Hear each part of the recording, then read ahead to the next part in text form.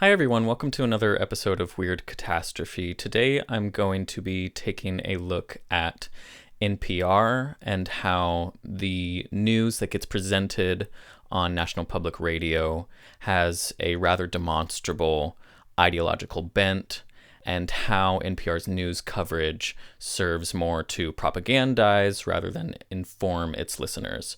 And this video is based on an article that I wrote called NPR is Not Your Friend, which was originally published by the magazine Current Affairs. And you can find that article as well as all of my other work on weirdcatastrophe.substack.com.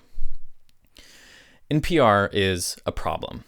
Now, to the good and proper leftists who have found their way here, I'm sure many of you are already thinking, NPR is a bastion of neoliberal groupthink and orthodoxy that gives cover to the worst of imperialism and corporate capitalism, and it ought to disentangle itself from its corporate donors.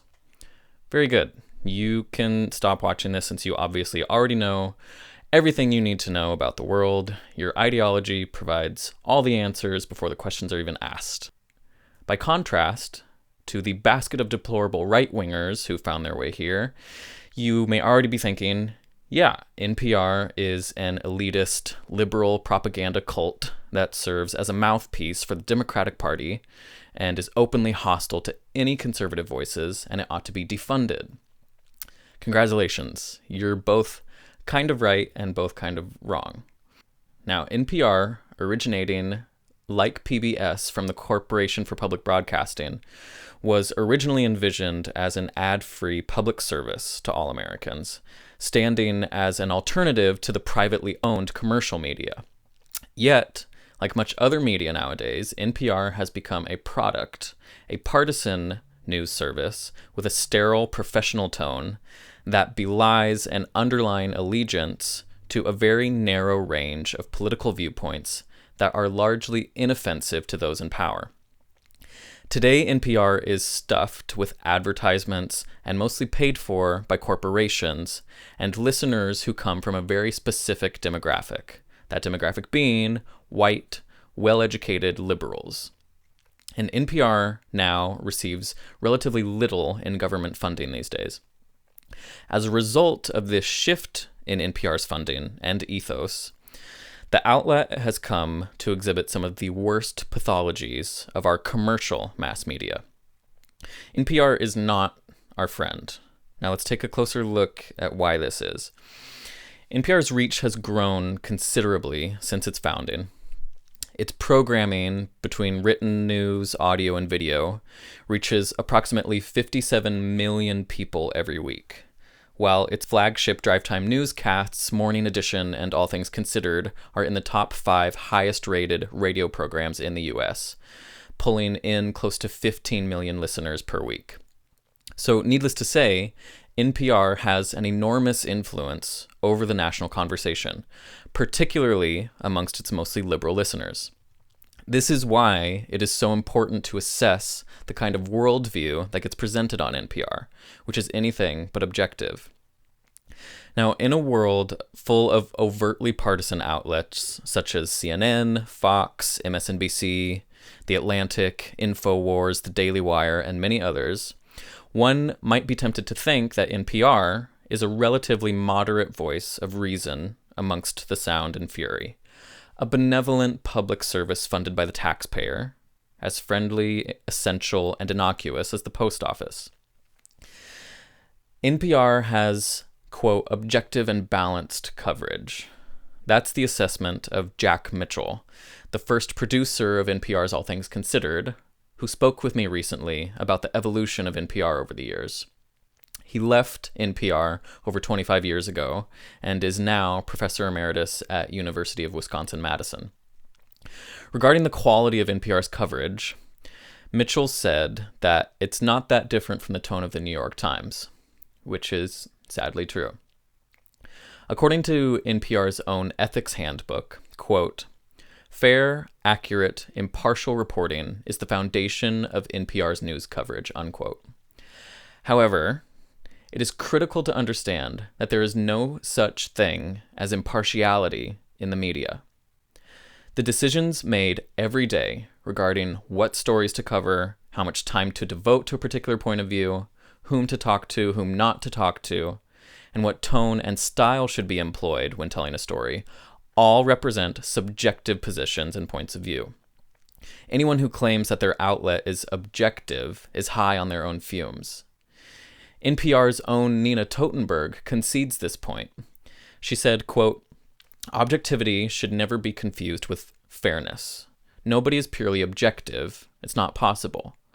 What all of us are capable of is fairness," unquote. Now, like all press outlets, NPR has a particular point of view. Its bias is just as profound as the likes of MSNBC or Fox News.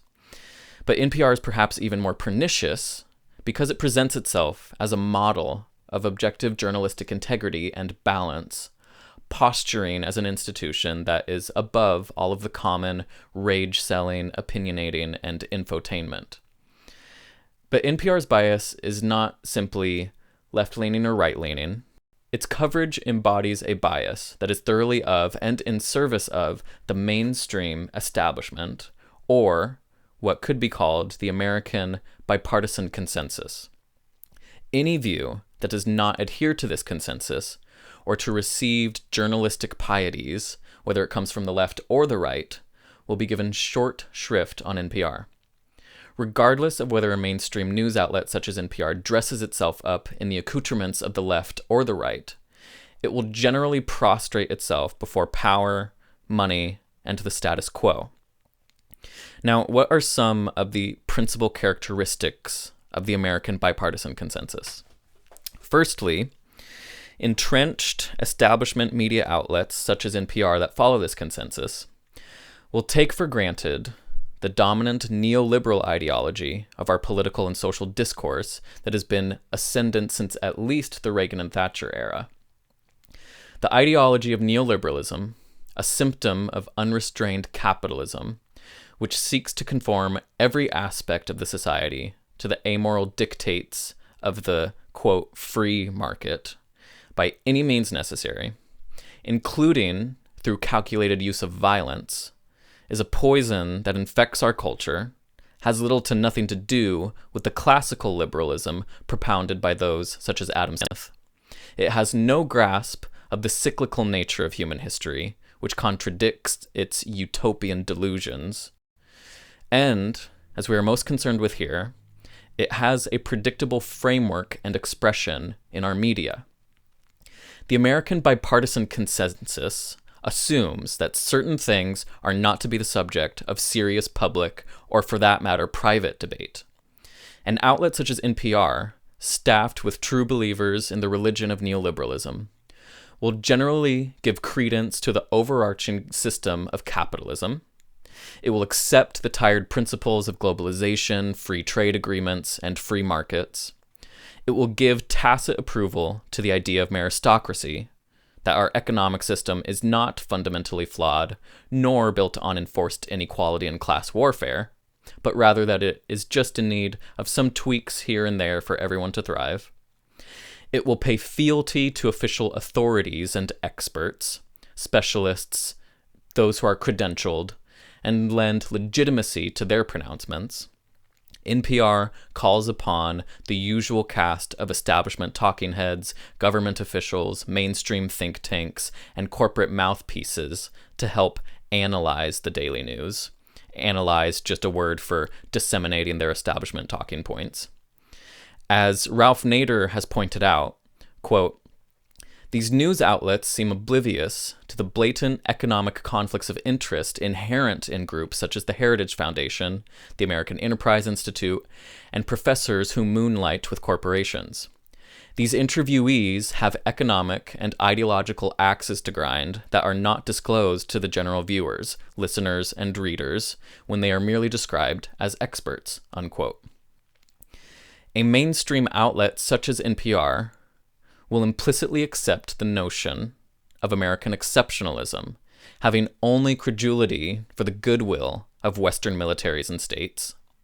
It will give more emphasis to the crimes of official enemies of the outlet's home state, such as Russia in the case of the US, while simultaneously downplaying or ignoring the crimes of its own state.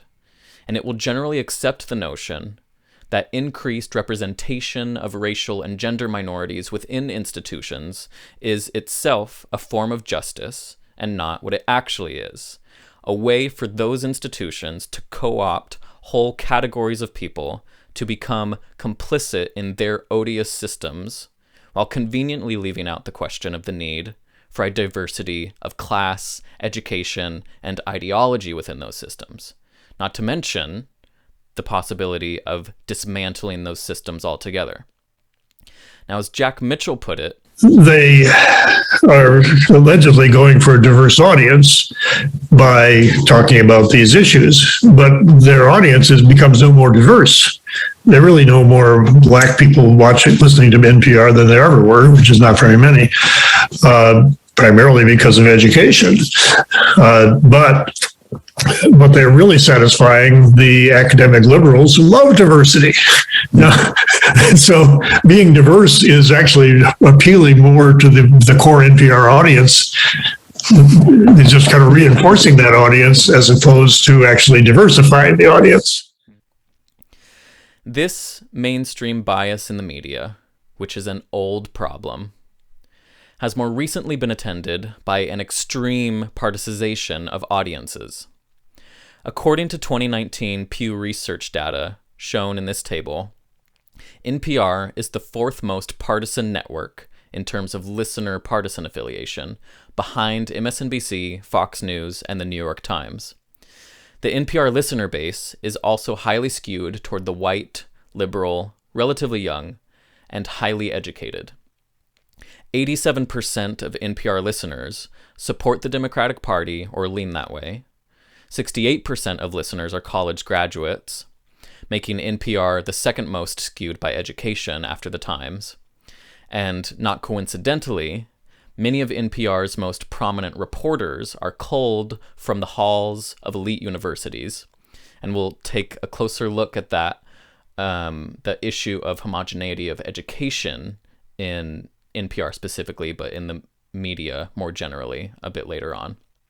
As Michael P. McCauley, a former reporter, puts it, rather smarmily I must say, in his book, NPR, The Trials and Triumphs of National Public Radio, he writes, quote, "A college education, and the mature set of values that come with it, is the primary variable that predicts whether a person will listen to public radio," unquote. Additionally, 75% of NPR listeners identify as white, only second to Fox News' 87% white. Mitchell said, quote, "NPR is liberal, no question, but most listeners who listen to it don't perceive that because they're liberal too, and it seems right." He goes on to characterize the politics of NPR staff and listeners. So the politics of the audience and the politics of the staff, which tend to be the same, socially very liberal. I mean, were sympathetic toward gay rights 30 years ago, before it was fashionable. Women's rights, Black Lives Matter. This is all stuff that resonates with the socially liberal, college-educated people who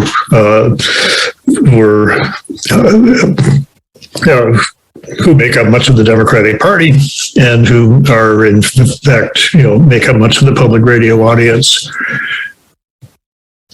There is not as much interest in major economic reform among those audiences. I mean, they're doing pretty well themselves. They probably own stock in companies, and they're not, or if they're not directly, through their pension funds or whatever. Mm-hmm. And it's not revolutionary economically. I mean, I don't think very many public radio listeners or staff really want to break up General Motors. Not that that's a big deal anymore, but let's see break up Amazon. Mm-hmm. Okay, it's just there's not an economic liberalism that goes along quite with social liberalism. And that's true, I'd say, the mainstream Democratic Party. Elizabeth Warren is an exception, but is not involved in, doesn't have those kind of policies. The New York Times doesn't really reflect that kind of attitude.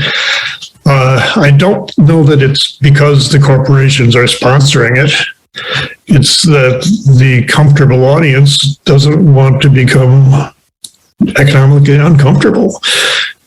It's just not something that burns in their souls that, what are we going to do about economic reform, corporate reform, antitrust? Who talks about that anymore?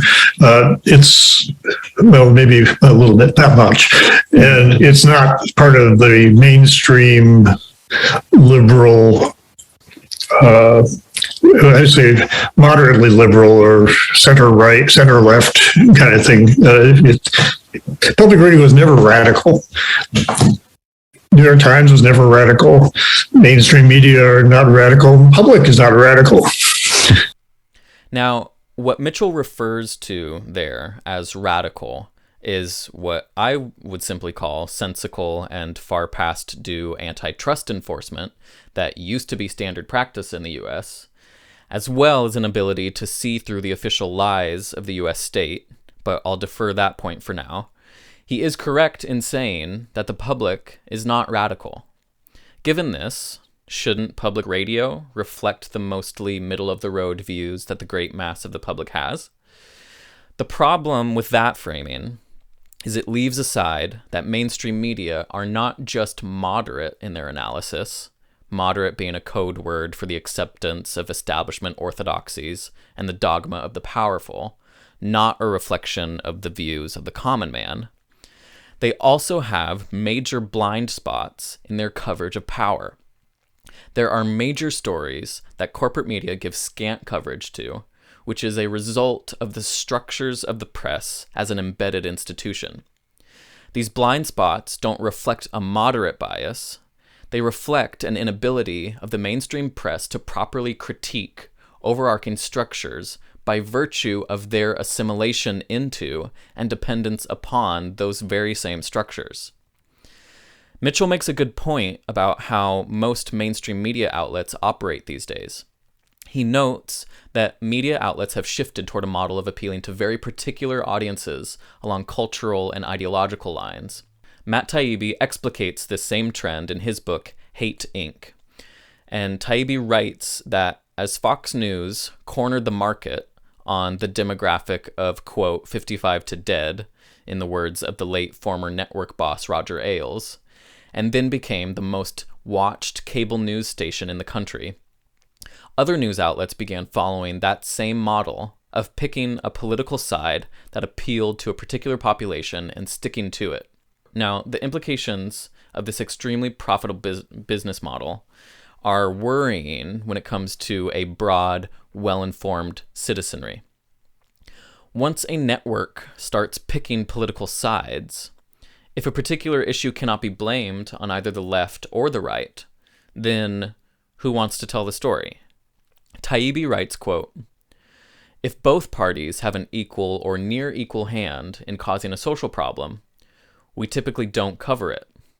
He goes on, "The bloated military budget, mass surveillance, American support for dictatorial regimes like the cannibalistic Mbasago family in Equatorial Guinea, the United Arab Emirates, or Saudi Arabia, our culpability in proxy nation atrocities in places like Yemen or Palestine, the drone assassination program, rendition, torture, the drug war, absence of access to generic or re-imported drugs. Nah, we just don't do those stories. At least, we don't do them anywhere near in proportion to their social impact. They're hard to sell. And the ability to market a story is everything," unquote. NPR is not at the same level as MSNBC or Fox News in terms of its commercial pressures, its tone, or its use of infotainment.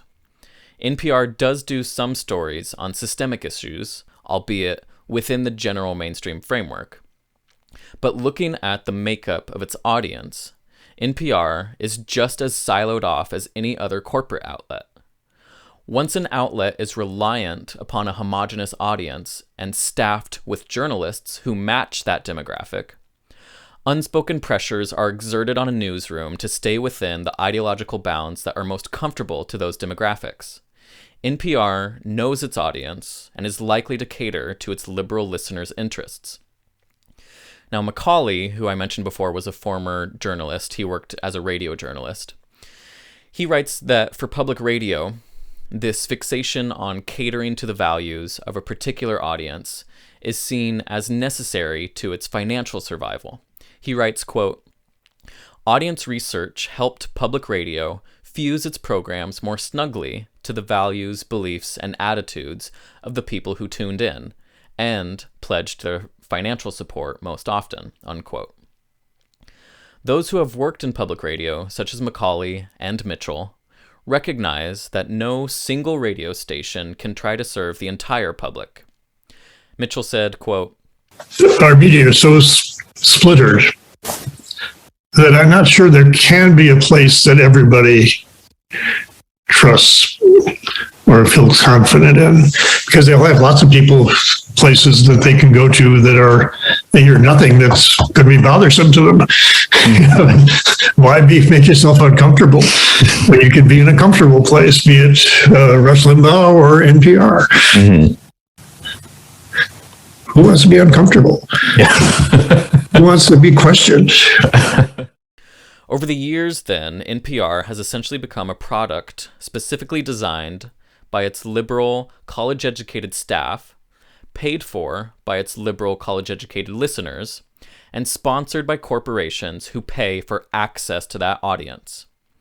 NPR's website for corporate sponsorship explains that, quote, "NPR has no list of sources from which funding will be refused," unquote. And NPR has repeatedly defended its practice of accepting corporate sponsorships from the fossil fuel industry, including ExxonMobil and America's Natural Gas Alliance.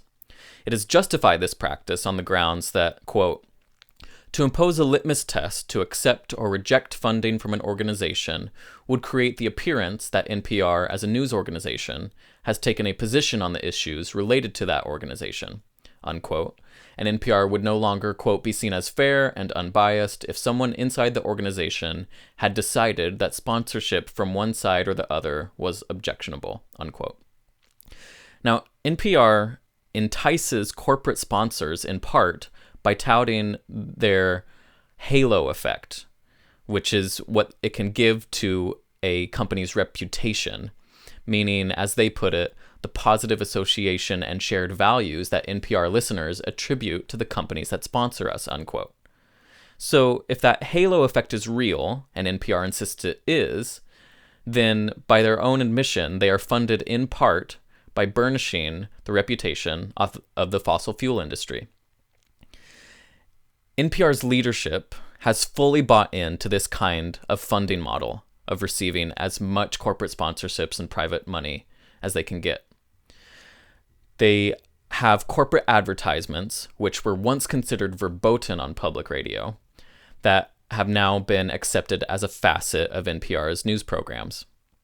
This reliance on securing corporate dollars using the lure of NPR's well-off audience very much influences the programming decisions of the organization, as much as they would like to pretend that it doesn't. NPR's former president, Delano Lewis, once spoke to Macaulay about the need to attract corporate dollars. He said, quote, "If you're going to solicit money from corporations or foundations, they are interested now in your reach. They're interested in the audiences that you serve and the returns that they may see from reaching those audiences," unquote. Some programs just don't make the cut. In 1995, NPR canceled 9 of its cultural programs, some of which were meant to serve minority audiences, and 20 people lost their jobs as a result. Macaulay notes that Lewis, quote, "regretted the loss of these programs, but said their small audiences attracted little in the way of badly needed private funds." That's just one example. And in this sense, it's difficult to see how NPR is capable of fulfilling its original mission to be an ad-free, non-commercial service operating chiefly in the interest of the diverse public. But that's exactly what NPR was supposed to be. The history of NPR starts in 1967 with President Lyndon B. Johnson's Public Broadcasting Act, which established the Corporation for Public Broadcasting, or CPB, under which NPR would be founded in 1970. In a speech in October 1967, Johnson made clear that the intention of the act was for broadcasting to serve the public interest, as well as to provide education. He said, quote, "The corporation will assist stations and producers who aim for the best in broadcasting good music, in broadcasting exciting plays, and in broadcasting reports on the whole fascinating range of human activity. It will try to prove that what educates can also be exciting. It will get part of its support from our government, but it will be carefully guarded from government or from party control. It will be free and it will be independent, and it will belong to all of our people," unquote.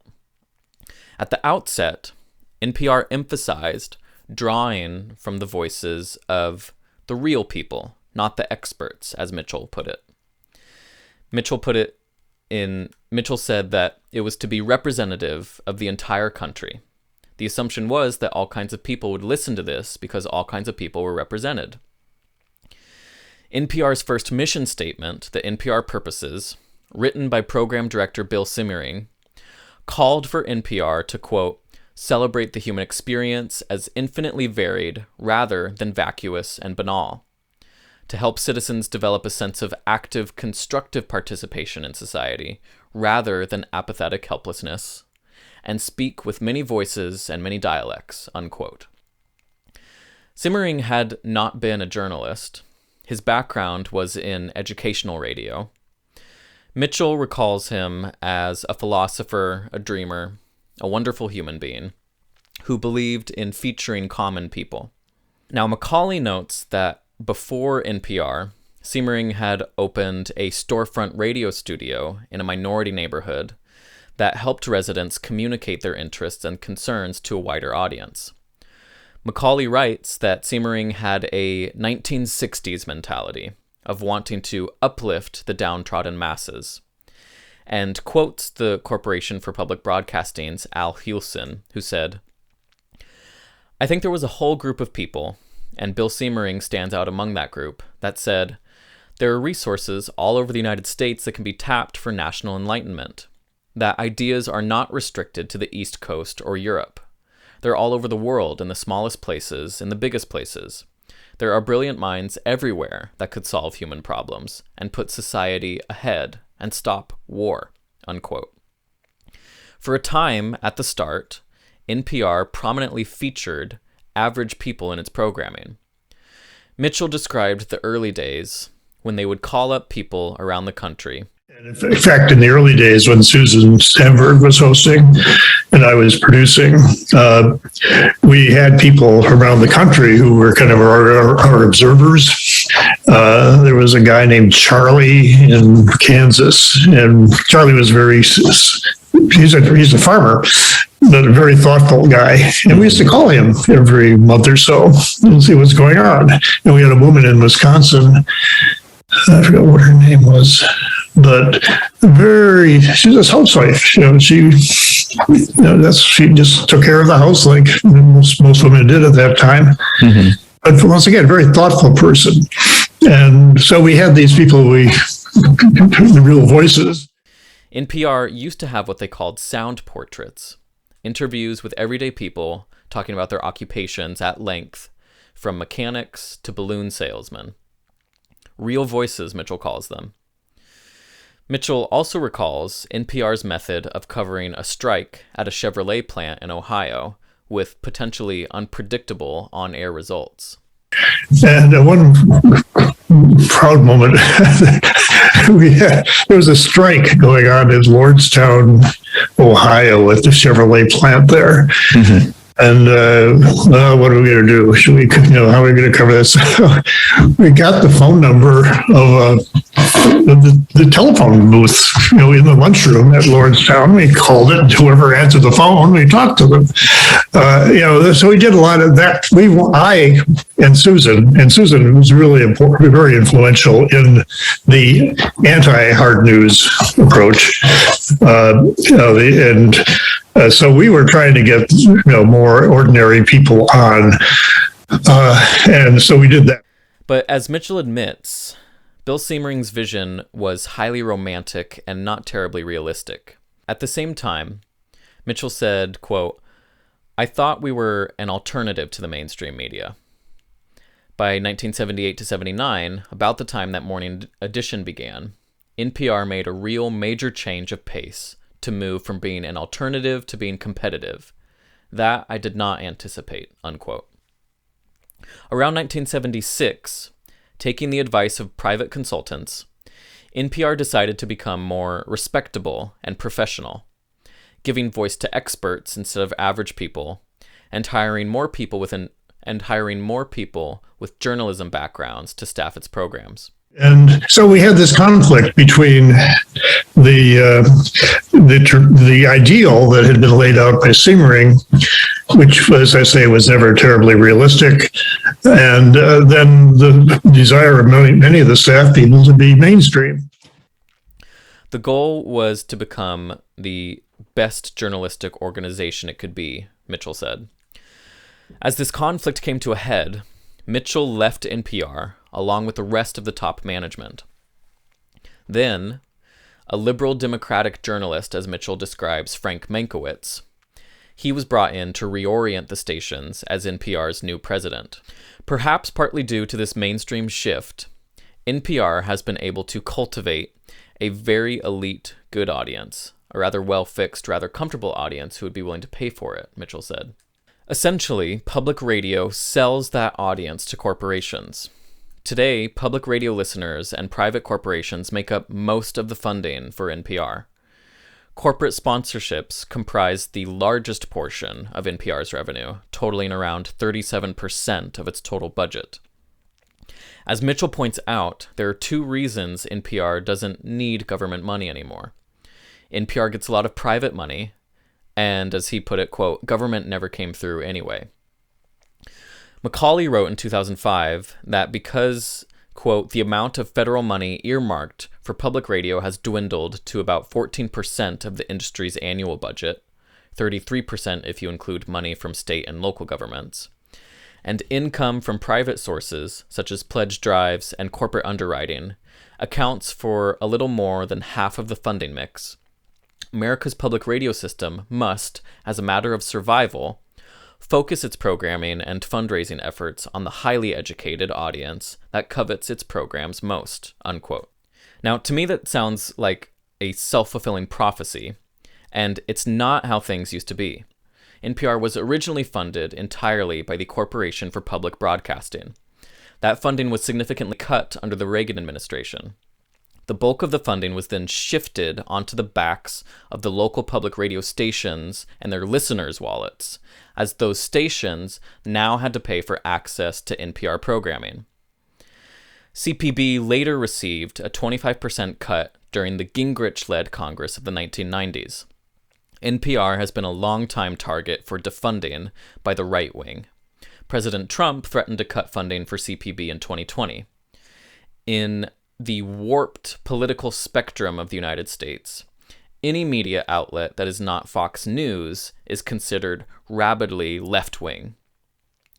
Now, facing decreasing funding from the federal government, instead of lobbying Congress for guaranteed taxpayer dollars, in 2003, NPR's then president, Kevin Close, secured a bequest of $225 million from Joan Kroc, heiress of the McDonald's fortune. NPR journalist Susan Stamberg joked at the time about changing her name to Susan McStamberg. It was this infusion of cash into NPR's endowment which helped it to expand its news staff across the country and around the world, and it later opened its West Coast offices at Culver City, California. This is how our, quote, public services stay on life support, not through universal public funding, but through the whims of private philanthropy. Now, Macaulay is blunt in defending NPR's shift to serving educated elites and declining to produce programming that speaks to or is spoken by the disenfranchised, citing the superior market performance of the existing model. He writes, quote, "Many of NPR's leftist critics assume that public radio should promote the interests of society's disenfranchised groups, thereby helping them to gain a wider audience. The logic fails on a number of counts. First, radio has become a narrowcast medium in which individual stations thrive by super-serving discrete segments of the overall audience. If Pacifica Radio is committed to serving disenfranchised groups, there's no logical compulsion for National Public Radio to do the same. NPR airs many stories and programs about these groups, phrased in a manner that speaks to the sensibilities of its core listeners. If NPR stations offered something for everyone in their daily schedules, their overall appeal for current listeners would drop markedly," unquote.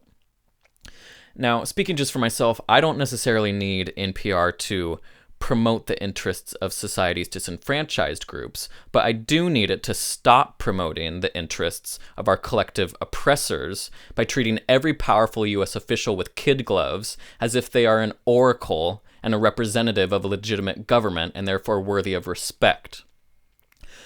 Mitchell doesn't see NPR going back to the way it used to be, when shows took calls of average listeners. He said, and you don't hear that on public radio or anywhere else, frankly. It's people, they just say their predictable things without real clash of opinions. And I think that's discussion. It's in a sense that, I'm basically an overly educated university person, just like most of the staff. But universities should be about debating ideas, and real debate doesn't happen on public radio, and I wish it would. Mm-hmm. Now, NPR's Talk of the Nation, which did receive audience calls and emails, as limited and screened as they were, was canceled in 2013.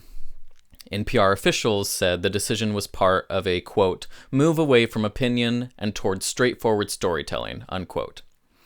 But who gets to tell the stories? Mitchell adds that presenting opposing points of view is of interest to the general public according to the Fairness Doctrine, which was established in 1947, and, as explained by the Ralph Nader Radio Hour, was, quote, required licensed radio and television broadcasters to present fair and balanced coverage of controversial issues of interest to their communities, unquote. In 1987, the Reagan administration rescinded the doctrine, which helped lead to the partisanship we see today on the airwaves and on social media. Furthermore, as Nader laments, NPR's airtime is increasingly intruded on by advertisements. He said, quote, what started as just a little bit of commercial sponsorship when Congress got tight some years ago has now gone wild. Do we really need to be reminded that support for this station, or for NPR, comes from XYZ contributors about 30 times an hour? Mind-numbing, hour after hour, unquote. Ultimately, as CPB notes on their website, NPR is a, quote, private-public partnership in the best tradition of America's free enterprise system, unquote. And that is exactly the problem. NPR has become a product of the free enterprise system rather than a truly public service, which could bring listeners ideas that do not receive airtime on privatized media. Ideas that also might happen to challenge that same free market system. Now, let us take a closer look at a few key issues which help to demonstrate NPR's mainstream bias in their news coverage. Broadly, these issues fall under a few distinct categories. One category is NPR's own warped view of what impartiality means. It is also its deference, NPR's deference, to Democratic Party ideology. It is also its NPR's ideological proximity to powerful institutions, meaning that NPR's ideology is incredibly similar to the dominant neoliberal ideology that is the driving force in Western nations today. And this ideology limits the scope of its news stories and precludes a political vision that might challenge those dominant ideologies. And the staffing choices at NPR match the larger trend of upper-class elitism and professionalization in journalism. Those are the categories that I want to take a look at. So first, let's examine how NPR's appeals to impartiality result in their journalists becoming what I like to call the dispassionate robots of NPR. Now, NPR has an ethics handbook that, on its face, seems intended to ensure that no NPR employee engages in partisanship, unfairness, or what could be considered impropriety, but in reality has the effect of turning NPR reporters into dispassionate, status quo-selling robots who legitimize some of our worst institutions. We can look, for instance, at the particular words NPR chooses to use when telling a story. NPR's ethic handbook states, quote, "We avoid loaded words preferred by a particular side in a debate. We write and speak in ways that will illuminate issues, not inflame them," unquote. Well, this section of NPR's ethics handbook certainly didn't help NPR illuminate one of the key facts of America's war on terror. In 2009, NPR defended their position of not using the word torture to describe the torture that was carried out by the CIA and the military under the Bush administration because, quote, this is how they defended themselves, "The word torture is loaded with political and social implications for several reasons, including the fact that torture is illegal under U.S. law and international treaties the United States has signed." Okay, so out of a desire not to inflame or use words with political implications, we should avoid calling something torture, even though it's torture, because those who carried it out and ordered it to happen committed an international crime. And we don't want to sound like we're accusing any powerful people of having committed a grievous crime. What a stunning and brave stance that is, NPR. Now, NPR's ombudsman, Alicia Shepard, went even further in response to backlash that they received from listeners, stating, quote, "The bottom line is whether waterboarding is torture is still a matter of political debate, even if some listeners don't agree," unquote. That is truly shocking. It is not just some listeners that don't agree.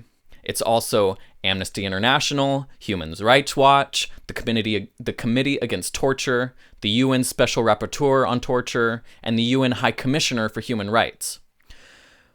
This is what I mean when I say that NPR is full of dispassionate robots. Alicia Shepard, their ombudsman, is a morally unreliable robot. And I would love for her to look a Guantanamo detainee or an Abu Ghraib survivor in the eyes and tell them that what happened to them can't be definitively said to be torture because it's still up for political debate. What a joke. Avoiding loaded words means that NPR will not call torture torture. It will not call the apartheid state of Israel, a key U.S. ally, the apartheid state of Israel, despite the judgments of Human Rights Watch, Amnesty International, B'Tselem, and the UN Special Rapporteur on Human Rights in the occupied territories of Palestine. NPR further defers to Israeli interests by never using the State of Palestine label for the State of Palestine. The NPR style guide's entry on Israeli settlements in East Jerusalem says, quote, "Do not use words like disputed or controversial. While these are not wrong, they are inflammatory, and any word is going to be disagreeable to someone. Just say East Jerusalem, West Bank, settlement without descriptives," unquote. So again, NPR journalists cannot even say the Israeli settlements are controversial, which they are, let alone that they are illegal, which they are. NPR will not say that the US war in Iraq was a criminal invasion. NPR will not dare to call figures such as Henry Kissinger, George W. Bush, Dick Cheney, and Barack Obama what they clearly are: war criminals that must be brought to justice for the countless deaths they have on their hands. It will not call the CEOs and the Wall Street tycoons who orchestrated the financial crisis with its resulting millions of foreclosures, firings, and erasure of savings accounts as what they truly are: thieves that are walking around scot-free with our money. Avoiding loaded language does not mean that you are being fair and balanced. It means that you are perpetuating injustice in service of powerful, venal human beings. And NPR also prides itself on being impartial, but it has an odd definition of impartiality in practice. Take, for instance, this excerpt on impartiality from the handbook. It says, quote, "We avoid speaking to groups where the appearance itself might put in question our impartiality. This includes situations where our appearance may seem to endorse the agenda of a group or organization," unquote. Well, that rule didn't stop NPR's ombudsman Jeffrey Dvorkin or NPR's Juan Williams from speaking at the CIA on separate occasions upon the intelligence agency's invitation. During his talk, Juan Williams even went so far as to call CIA employees the best and the brightest, where have we heard that before, and said that Americans admired the CIA and trusted it to guide the nation and the nation's future. This is the same NPR that fired 2 employees at affiliate stations for daring to just show up at Occupy Wall Street protests. Apparently that is an overt political statement that tarnishes the credibility and impartiality of NPR, but being a guest speaker at the CIA is no problem. Journalists in mainstream media are considered impartial and are allowed to give talks to intelligence agencies so long as they go along with nationalist cant and cheer for the proper team. In this case, the foreign affairs interfering, coup d'etat doing, domestic surveilling, press manipulating, warmongering, torturing, and genocidal CIA. And how ironic it is for a reporter, a journalist, to go to the CIA and give a speech lauding CIA members, even though it is a well-established fact that the CIA has had a hand in promulgating propaganda and false stories to the press for, at this point, generations. That is not a new story. That is well known. And NPR's Juan Williams seems to be completely unaware of that. Or if he is aware, doesn't seem to think it's a problem. As long as you stay on the side of those intelligence agencies as a reporter, you're fine. But if you express your opposition to those same warmongering institutions, now you're being partial. Truth and justice are of minor concern for establishment journalists in comparison to impartially applauding our permanent, unpetitionable state within a state, the intelligence agencies. It does not matter what the pretext of the invitation is. If you, as a journalist, are invited to give a talk at the CIA and you do anything short of get your hands on secret documents and throw a Molotov cocktail into the office of the CIA director, then you are participating in mutual oral sex between yourself and CIA personnel. In other words, you're not being a journalist. You're being an obsequious bootlicker and servile courtier of power. This is the same NPR that admonished its longtime commentator, Cokie Roberts, for having the gall to write a piece that was openly critical of Donald Trump before he received the Republican nomination for president in 2016. So, according to NPR, it's not okay to publicly criticize a presidential candidate, but it's totally fine to lie by calling torture enhanced interrogation on their airwaves. NPR's ethics handbook also says, quote, Fair, accurate, impartial reporting is the foundation of NPR news coverage. Unquote. This impartiality does not engender trust in journalism. It engenders righteous scorn for an institution that gives cover to our oppressors by refusing to accurately call things what they are. What NPR describes as their standard tone of cordiality, Ralph Nader more accurately describes as, quote, commercialism and amiable stupefaction.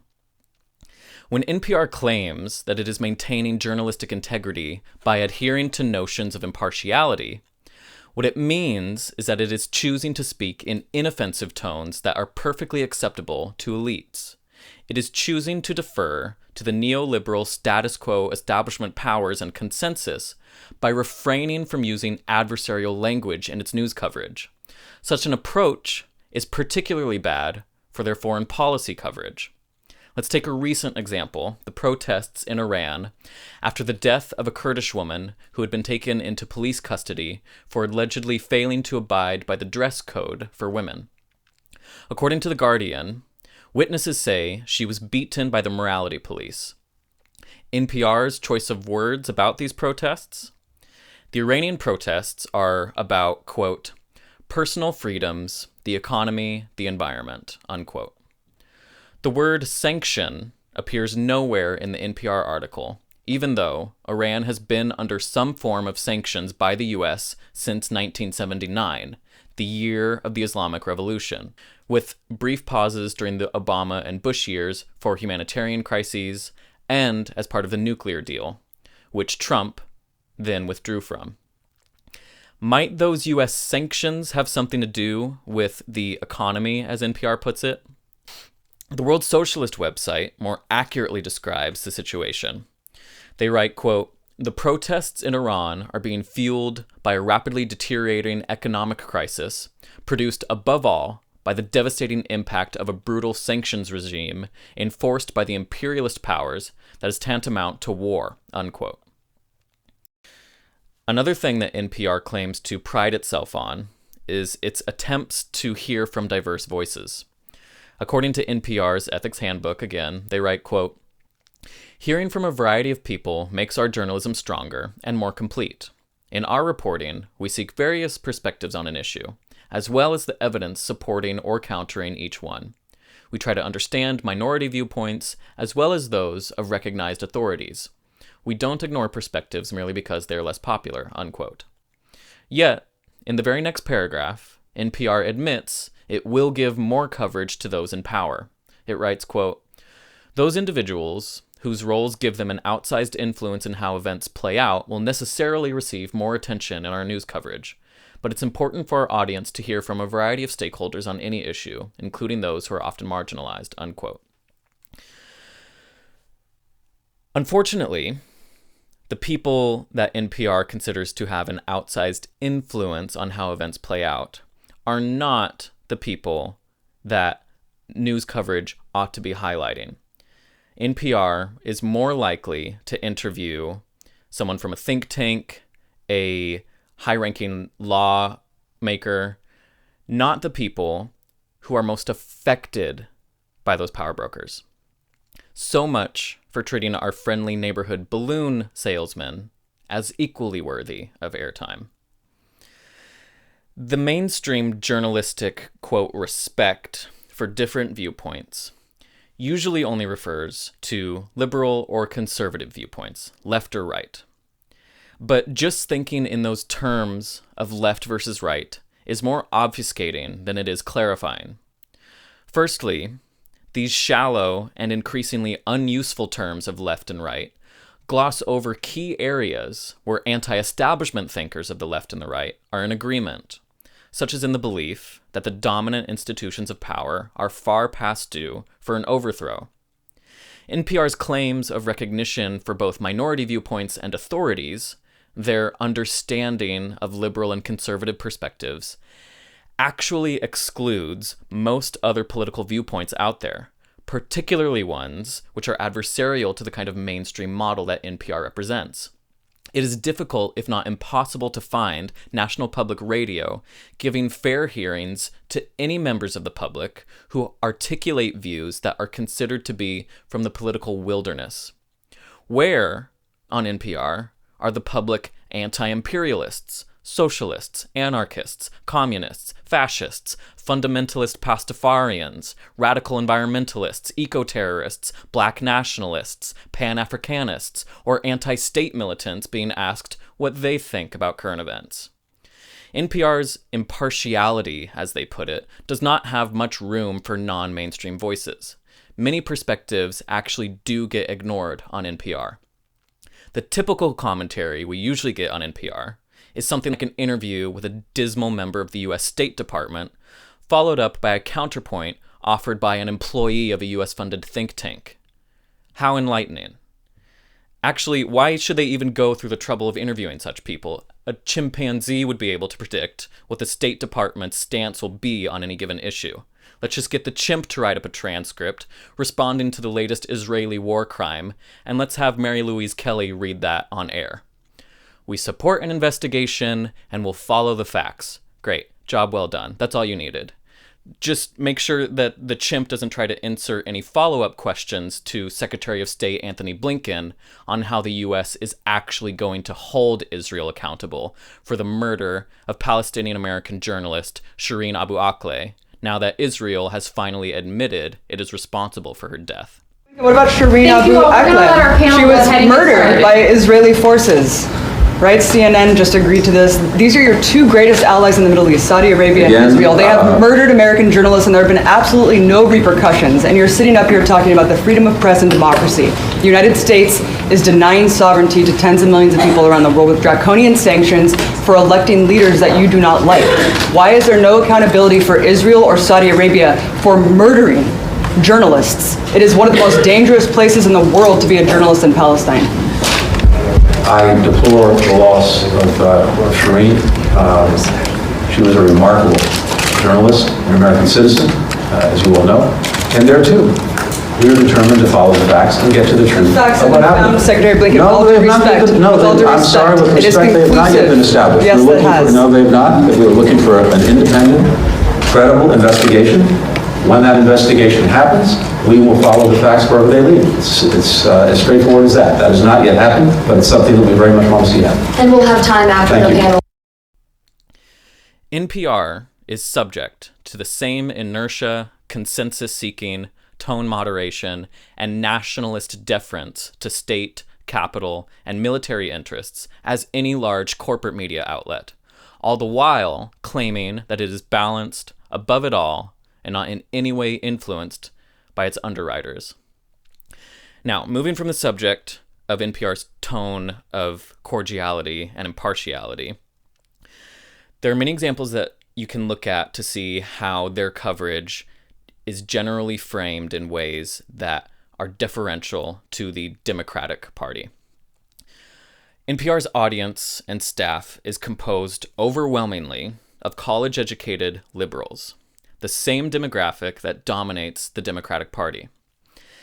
As the journalist Thomas Frank explains in his book, Listen Liberal, he writes, quote, "Today the Democrats are the party of the professional class. The party has other constituencies, to be sure, minorities, women, and the young, for example, the other pieces of the coalition of the ascendant. But professionals are the ones whose technocratic outlook tends to prevail. It is their tastes that are celebrated by liberal newspapers, and it is their particular way of regarding the world that is taken for granted by liberals as being objectively true," unquote. NPR's coverage will generally frame things in ways that do not go beyond the bounds of the Democratic Party line. For example, in a discussion between NPR's Mary Louise Kelly and Mara Liasson, the two poo-pooed Bernie Sanders' 2020 campaign with uninformed opinions presented as fact. Most glaringly, they stated confidently that Sanders' progressive policy proposals such as Medicare for All are unpopular, even though consistent polling shows that they actually are popular. This undermining of Medicare for All falls in line with the official Democratic Party platform, which emphasizes expanding access to private health insurance, not universal socialized medicine.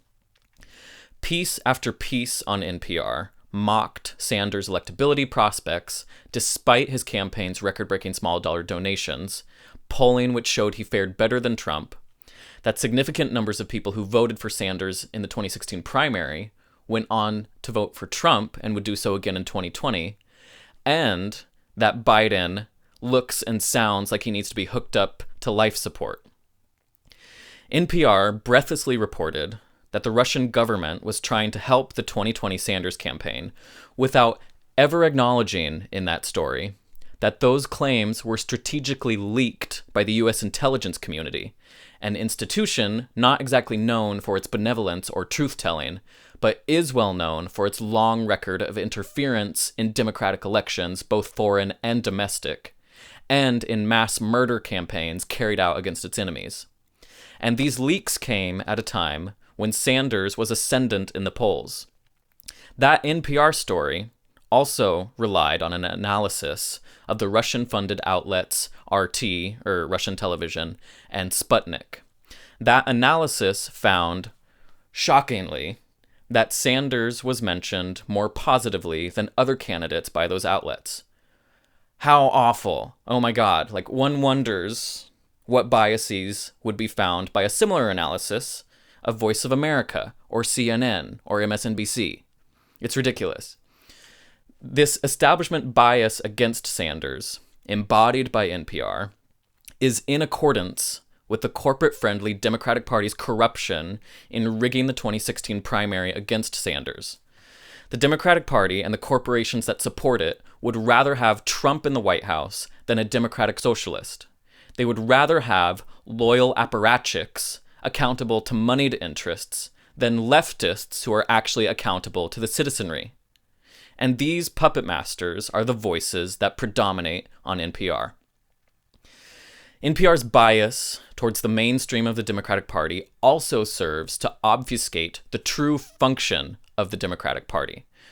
It is a hypocritical organization masquerading as a rival to the Republicans that is, in fact, a full partner with the Republican Party in selling out the vulnerable to the whims of capitalism and imperialism, and which clings to its rotten power, built atop the desiccated corpse of our republic, at a ghastly price that our countrymen are only faintly beginning to apprehend. The two dominant American political parties are two sides of the same capitalist's coin. Treating them as true rivals is either disingenuous or deluded. NPR also consistently gives cover to what some would call the ineptitude of the Democrats, but what I would call actions by design.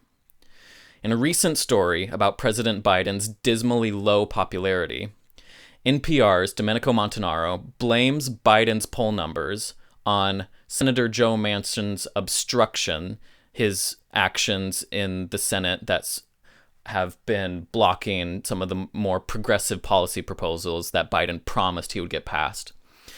Manchin, assiduously serving as the rotating villain, is a perfect excuse for a conservative figure such as Joe Biden to throw up his hands and say that he just can't accomplish any of those promised progressive policy proposals that he actually had no intention of making happen anyway, while reporters such as Montanaro give credence to the notion that Biden actually does have his hands tied by lack of cooperation within his own party.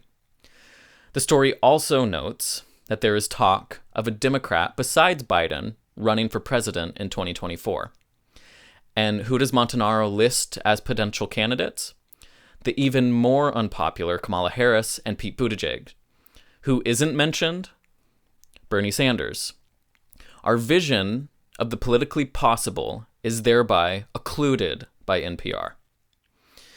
As media critic Norman Solomon put it, to the extent that NPR is balanced, it is, quote, ideologically balanced between the views of the Gingriches and the Clintons, unquote.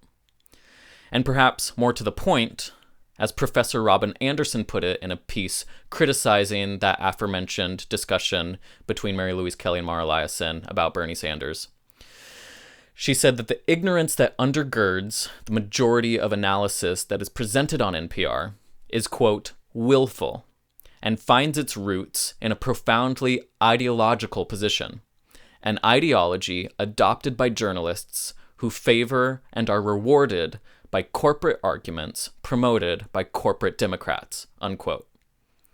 Spoken like a true Naderite.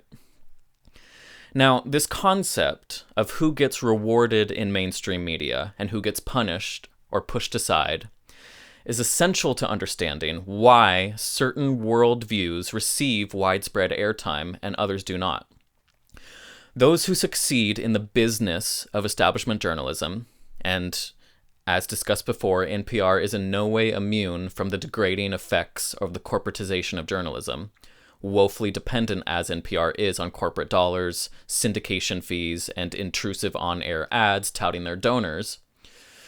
The people who thrive are journalists who know what the acceptable boundaries of speech are and obediently stay inside them. Troublemakers or truth tellers don't succeed. They're marginalized, asked to leave, or fired. Now, the contention here is not that NPR reporters who stray from corporate-friendly neoliberal doctrine have someone from on high overtly censoring their speech.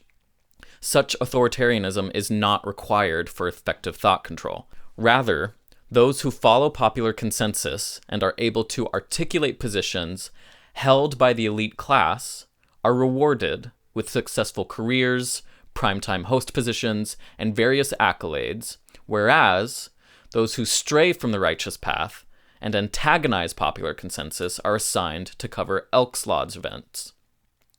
In just one demonstrable case of this, journalist Chris Hedges was ousted from the New York Times for the crime of making public statements against the horrific U.S. invasion of Iraq. Hedges bluntly describes the kind of grooming that occurs in establishment newsrooms. He writes, quote, "Careerists pay lip service to the stated ideals of the institution, which are couched in lofty rhetoric about balance, impartiality, and neutrality, but astutely grasp the actual guiding principle of the paper, which is, do not significantly alienate the corporate and political power elite on whom the institution depends for access and money.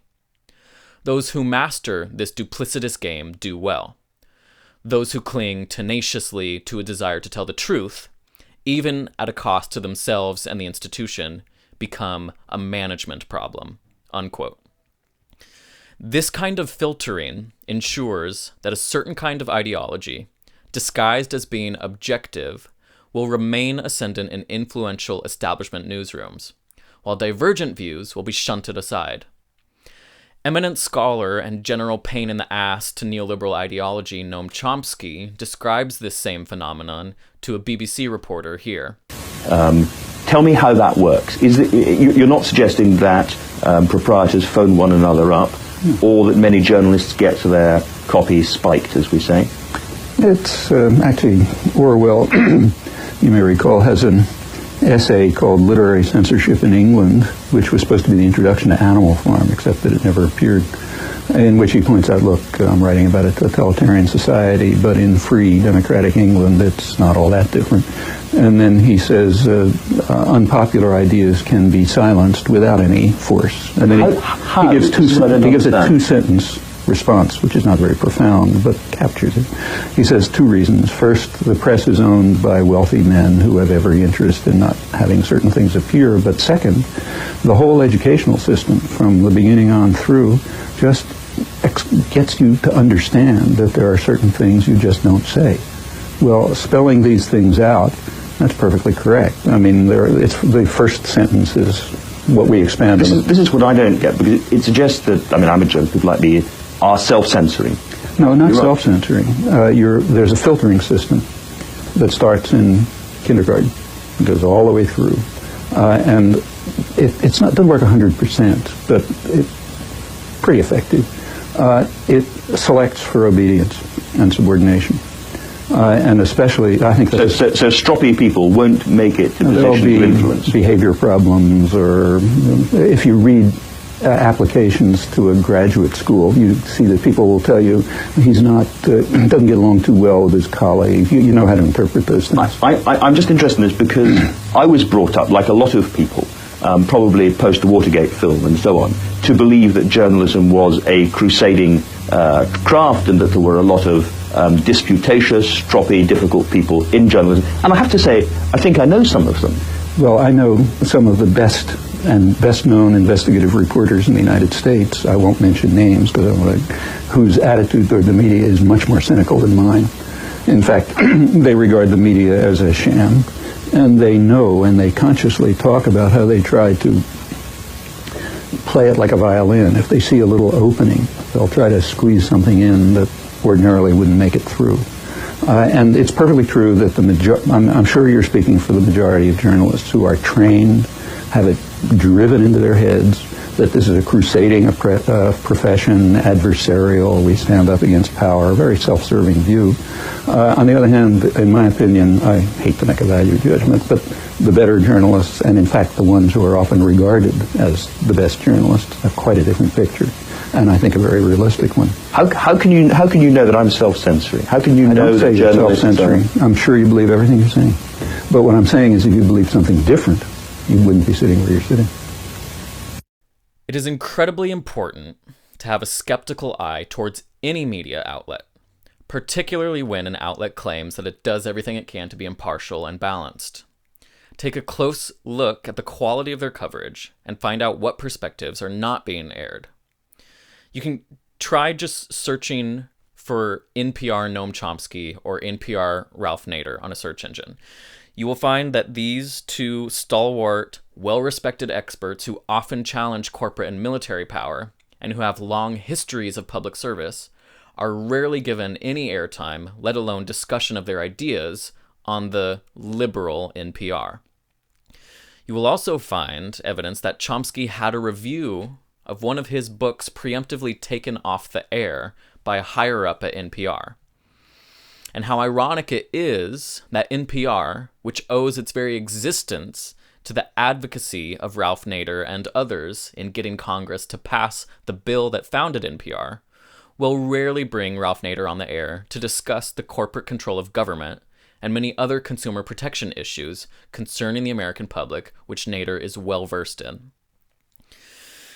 Now, moving from NPR's deference to the Democratic Party and how its kind of thought control works in who it rewards and who it doesn't, we can take a look at the apologetics that it gives to the overarching ideology of neoliberalism and how NPR rarely gives enough context, historical context, to much, if any, of the stories that it tells. NPR gets consistent criticisms from listeners about the lack of context they bring to news stories. And NPR's constant refrain in defense is that, quote, radio reporter pieces and live interviews are bound by strict time limits, which sometimes leaves audience members frustrated at the lack of context included. Time is tight. A 2-minute story can cover the day's news, but does not allow for an explanation of the contributing factors of the last 50 years, unquote. That is just an okay argument if there was scant context furnished in a small minority of stories. But when a preponderance of radio stories only look narrowly at an issue and give no broader context, then what is presented on air is an unreality that fits quite well within the dominant neoliberal framework and serves powerful factions that would prefer for people to have blinders on. NPR's argument also fails to contend with the idea that maybe NPR news coverage should shift away from their self-imposed strict time limits, giving only shallow sound bites about every single issue in a news cycle, and instead towards more fully exploring a topic and giving airtime to substantive debate. As Ralph Nader pointed out, quote, very important subjects, conditions, and activities not part of NPR's frenzied newsfeed are relegated to far less frequent attention, unquote. So let us take a look at a few topics where NPR leaves out a lot of essential information. starting first with student debt. On November 16th, 2021, NPR produced a story about student debt cancellation that would have you believe that all is rosy with the world and that the people in charge are benevolent and have our best interests at heart. The story, produced by Corey Turner, who has done some otherwise good reporting on improper student debt in the United States. This particular story focuses on the Public Service Loan Forgiveness Program. This program, administered by the Department of Education, was intended to erase the remaining student debt of borrowers who worked in public service for 10 years, as long as they made consistent, eligible payments during that time. But that program was broken, with strict criteria for what constituted eligible payments, poor management on the part of the Department of Education and its loan servicing private contractors, and very low approval rates for debt cancellation, leaving many people behind who thought their service in the public realm would pay off in the form of debt cancellation. People were even resorting to Reddit for all kinds of advice and support on how to navigate the system. This NPR story, in its brief entirety, is a textbook case of how the outlet leaves far too much on the table. The story is mainly composed of interviews with borrowers who recently had their student debt canceled. The interviews are intended to be heartwarming, quoting one borrower as saying that he spread his joy through the rafters at work after he had $20,000 in student debt erased. The story notes that thanks to the easing of restrictions in the program, approximately 30,000 borrowers will soon have their remaining student debt erased like the program was supposed to do, totaling around $2 billion, a mere fraction of the trillions of dollars of student debt, which is unmentioned by NPR. The story says that some borrowers are also getting refunds for payments they made past the point at which the loan should have been erased, with one borrower using the refund to, quote, help her young twins avoid college loans someday. The story elides the fact that that money, which was refunded, should never have been paid to the government in the first place. It also makes no mention that college loans could be avoided completely by simply publicly funding higher education to the point where tuition is either affordable or non-existent like it broadly used to be in the US, and how it currently is in many other nations. According to Pew, 63% of adults favor such a policy. In a cutesy flourish, the NPR story ends with one of the borrowers saying that she wishes the Department of Education would now fix her favorite annually losing football team, the Cleveland Browns. How inspiring. Another student debt story was written by NPR's same Corey Turner about a program that was intended to put low-income borrowers on track to getting their loans canceled so long as they made qualifying payments based on their income levels. The program, again, was found to be woefully mismanaged, a consistent theme, with various contracted loan servicers keeping very shoddy records and being unable to properly track loan payments. A report from the National Consumer Law Center found that, quote, 4.4 million borrowers had been repaying for at least 20 years, but only 32 had had loans canceled under the income-based repayment program.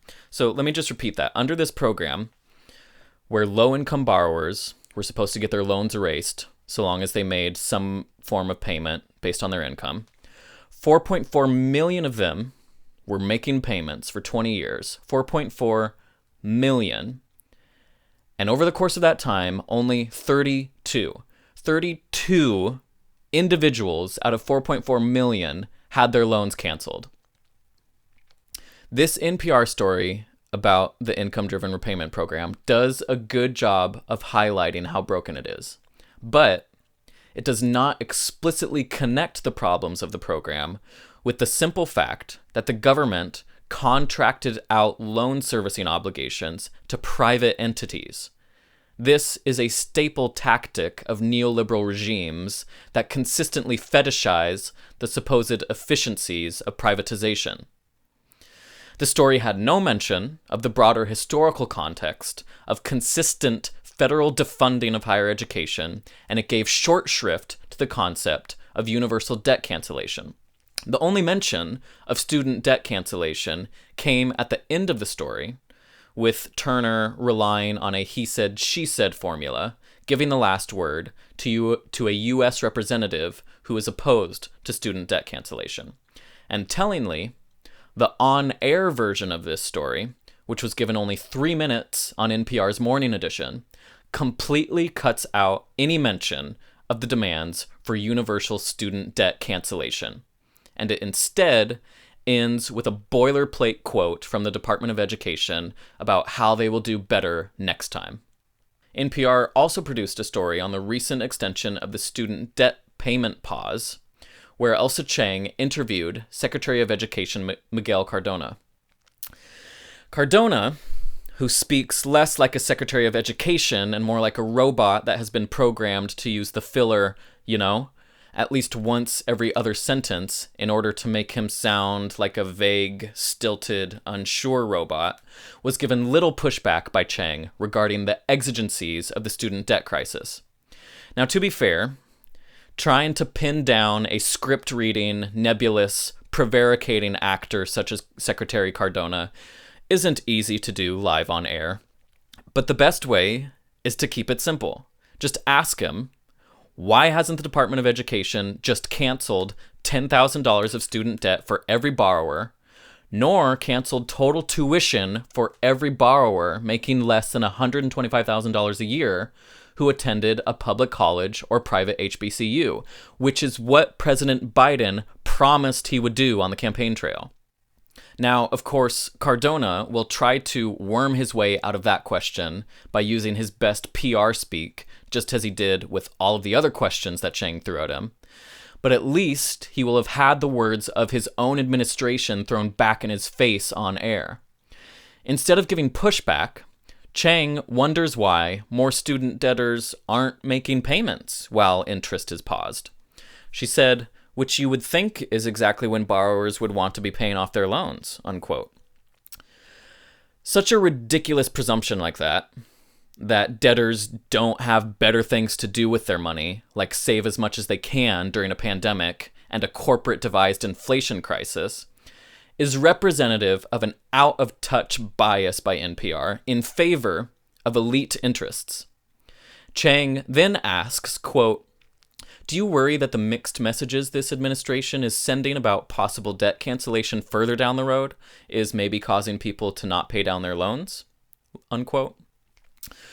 So let me give a try at fixing that broken question. Why would debtors pay off loans during a loan payment pause if the president wasn't lying when he said he would cancel student debt? Why would debtors pay off loans when debtor unions, such as the Debt Collective, are doing the government's job by canceling loans themselves and advocating for universal higher education? These student debt stories by NPR all conveniently leave out a lot of crucial context that is unflattering to the powers that be, and which makes these minuscule debt cancellations and pauses hardly worth rejoicing over on the part of the general public. These stories all fall into the genre of stories that focus on a good thing happening, but then never question why that good thing had to happen in the first place. So let's fix that. Firstly, the stories leave out a lot of details that reflect poorly on the Biden administration. Details which put the lie to any claims that the administration is progressive. They fail to mention that these debt cancellations are being made over a year after Joe Biden promised immediate cancellation of $10,000 of student debt for every borrower, as well as total tuition debt cancellation for every student making less than $125,000 a year who attended public college or a private HBCU. He just, as a side note, also promised that COVID-19 tests would be free and that any medical bills related to COVID-19 hospitalization would be covered. That didn't happen. None of those promises have been made good on. These NPR stories also fail to mention that Biden has the authority to order the Department of Education to abolish all student debt while Biden's former spokesperson, Jen Psaki, continuously claimed that the avenue for such an action lies with Congress, even though the administration knows full well that the current Congress would never pass such debt relief legislation. They just pass the ball somewhere else to where they know it will never happen. These stories fail to mention that not only has Biden not canceled any student debt as he promised he would, his administration also keeps telling borrowers to prepare themselves for when the loan payment pause expires, even in the face of a continuing pandemic and an inflation crisis that has been orchestrated primarily by monopolized corporations increasing prices well above any increases in their costs, which disproportionately impacts the poor and working class. These stories fail to mention that the Biden administration has also refused to restore an Obama-era protection, which was rescinded under the Trump administration, that demanded for-profit universities to ensure that their students achieve a certain debt-to-earnings ratio. And if the university failed to meet that threshold, then it would lose federal funding, and its students would not be eligible to take out federal loans. That was rescinded under Trump, and Biden has not reinstated it. These stories also fail to mention that the $2 billion of debt that has been erased so far under these recent changes to the Public Service Loan Forgiveness Program pales in comparison to the recently approved 2023 military budget of $858 billion, a sum that, if divided up to all 13,800 public school districts in the U.S., would equal $62 million per district. Not to mention the approximately $54 billion, although it's difficult to produce an accurate number on this count, that has been approved by Congress to prolong the U.S. proxy war in Ukraine. There is also no mention that 42.9 million Americans owe a total of $1.57 trillion in student debt, while U.S. military spending since 9/11 has totaled over $14 trillion, with 1/3 to 1/2 of that total going to private mercenaries. Such a monstrous sum of money wasted on death and destruction that inordinately benefited the private interests of the military-industrial complex could have instead gone to fund higher education. These NPR stories fail to mention that the U.S. military preys upon student debtors as a way to keep their enlistment rates up by promising student aid and free tuition for those who serve. These stories fail to explain the broader historical context of the student debt crisis, which is essential for understanding how we got here in the first place and why our government chooses to trot out a mismanaged public service loan forgiveness program instead of just adequately funding universal education in the first place so that students don't have to go into debt. So here is a quick recap of the student debt crisis that NPR never has time for in any of the stories that they produce. In 1966, Ronald Reagan was elected governor of California. He became popular by running against the radicalism of the student movements happening on University of California campuses, particularly UC Berkeley. Reagan understood that you could undercut a vibrant and politically engaged student movement, as well as healthy, independent academies, by slashing government funding for colleges and student aid. Schools would then become more reliant on charging tuition, students would become disempowered debtors, and university departments would turn into fiefdoms fighting over scarce resources. As governor, Reagan said that the state should, quote, not subsidize intellectual curiosity, unquote. He then went on to cut school budgets, and the California legislature exempted professors from state employee pay raises. And once Reagan became president in 1980, the effects of this callous ideology of austerity spread across the entire nation. Professor Devin Fergus notes that federal spending on higher education was cut by about 25% between 1980 and 1985. He writes, quote, in raw dollar figures, cuts totaled $594 million in student assistance and $338 million in Pell Grants. Effectively, these changes shifted the federal government's focus from providing students higher education grants to providing loans, unquote. These trends have continued unabated. Government funding for education has been steadily chipped away at every level, causing colleges to drain their students' pocketbooks and lock them into debt peonage for decades, if not for life.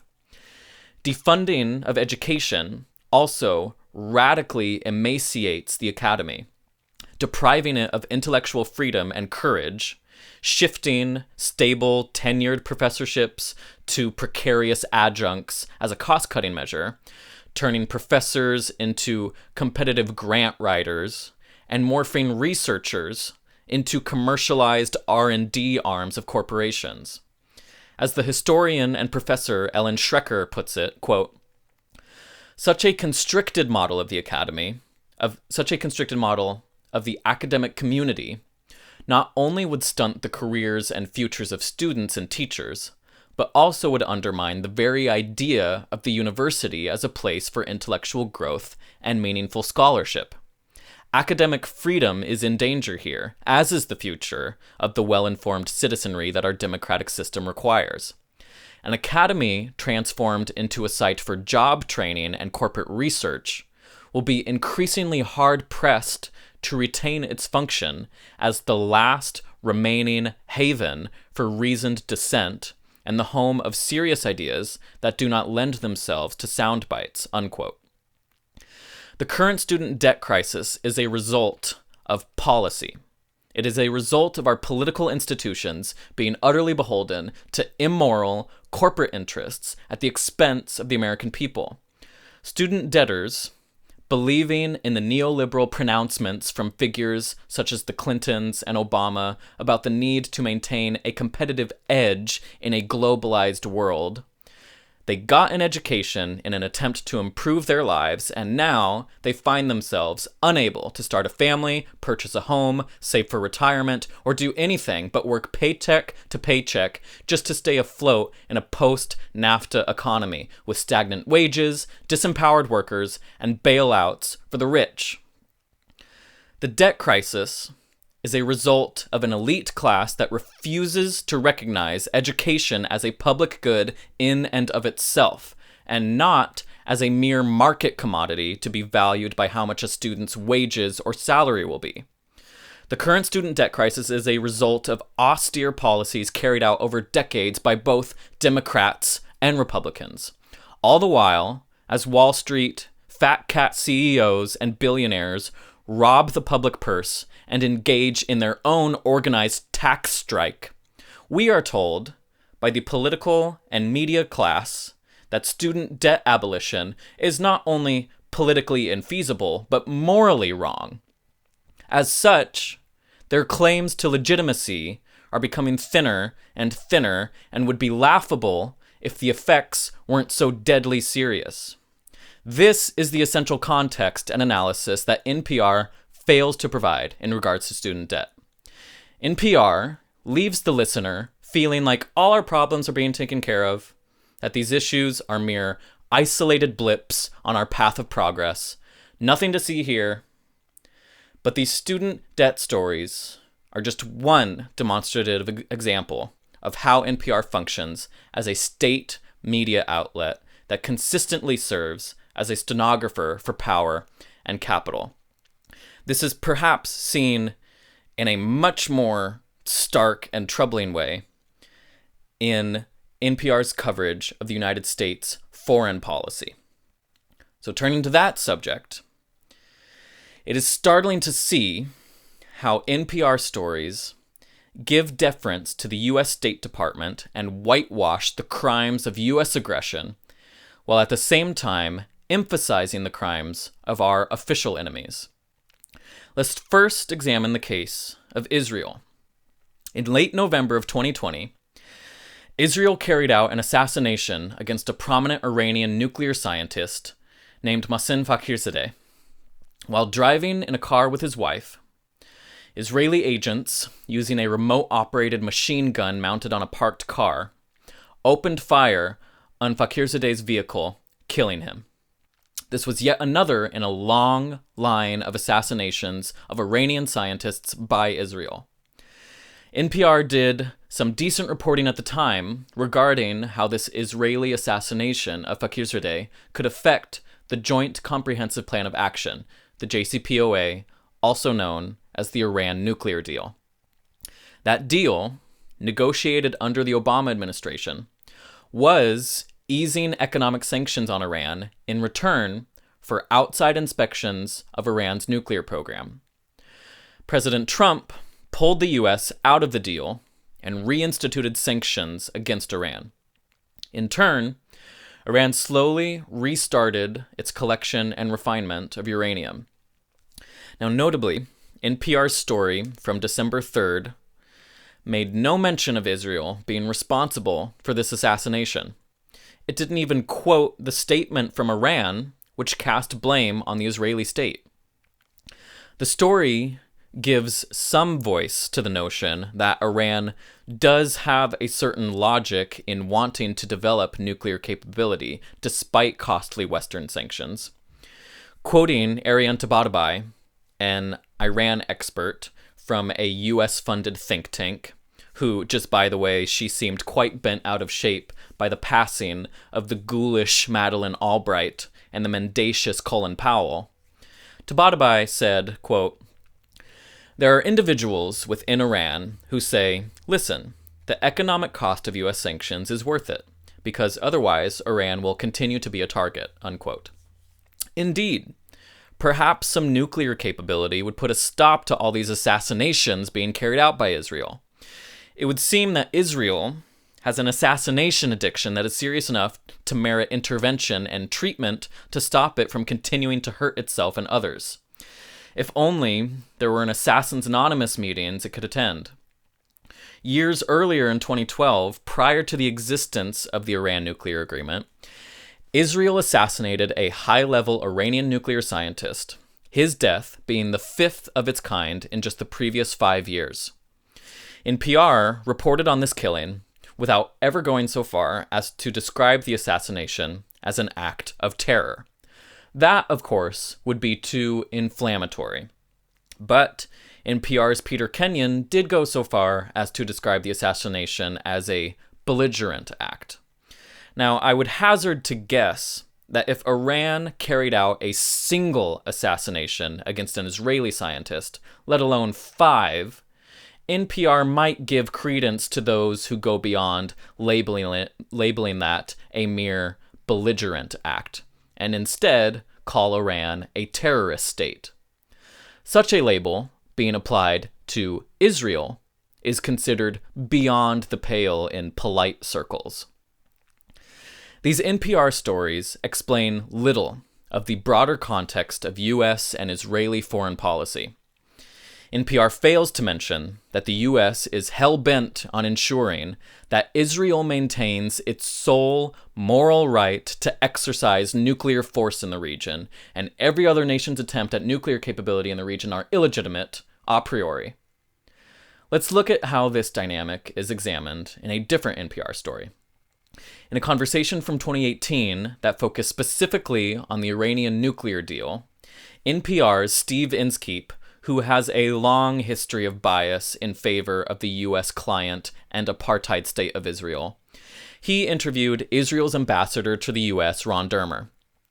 The ambassador gave cover to then Prime Minister Netanyahu's claim that Iran hid the fact that it had a nuclear weapons program which ended over a decade before the negotiation of the nuclear deal. Ambassador Dermer argued that the nuclear deal with Iran was ineffectual and that the U.S. would therefore be right to pull out of the agreement.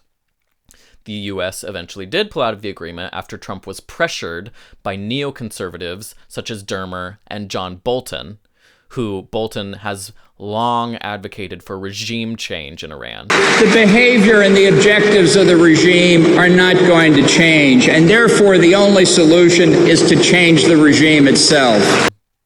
This reneging by the U.S. is a key reason why current attempts to renegotiate the nuclear deal are being met with mistrust by Iran, understandably so. The bounds of this conversation between NPR's Inskeep and Ambassador Dermer are quite revealing. Insofar as Inskeep gives any pushback to the ambassador, it is only in regards to narrow trifles about the efficacy of inspections that the nuclear deal required.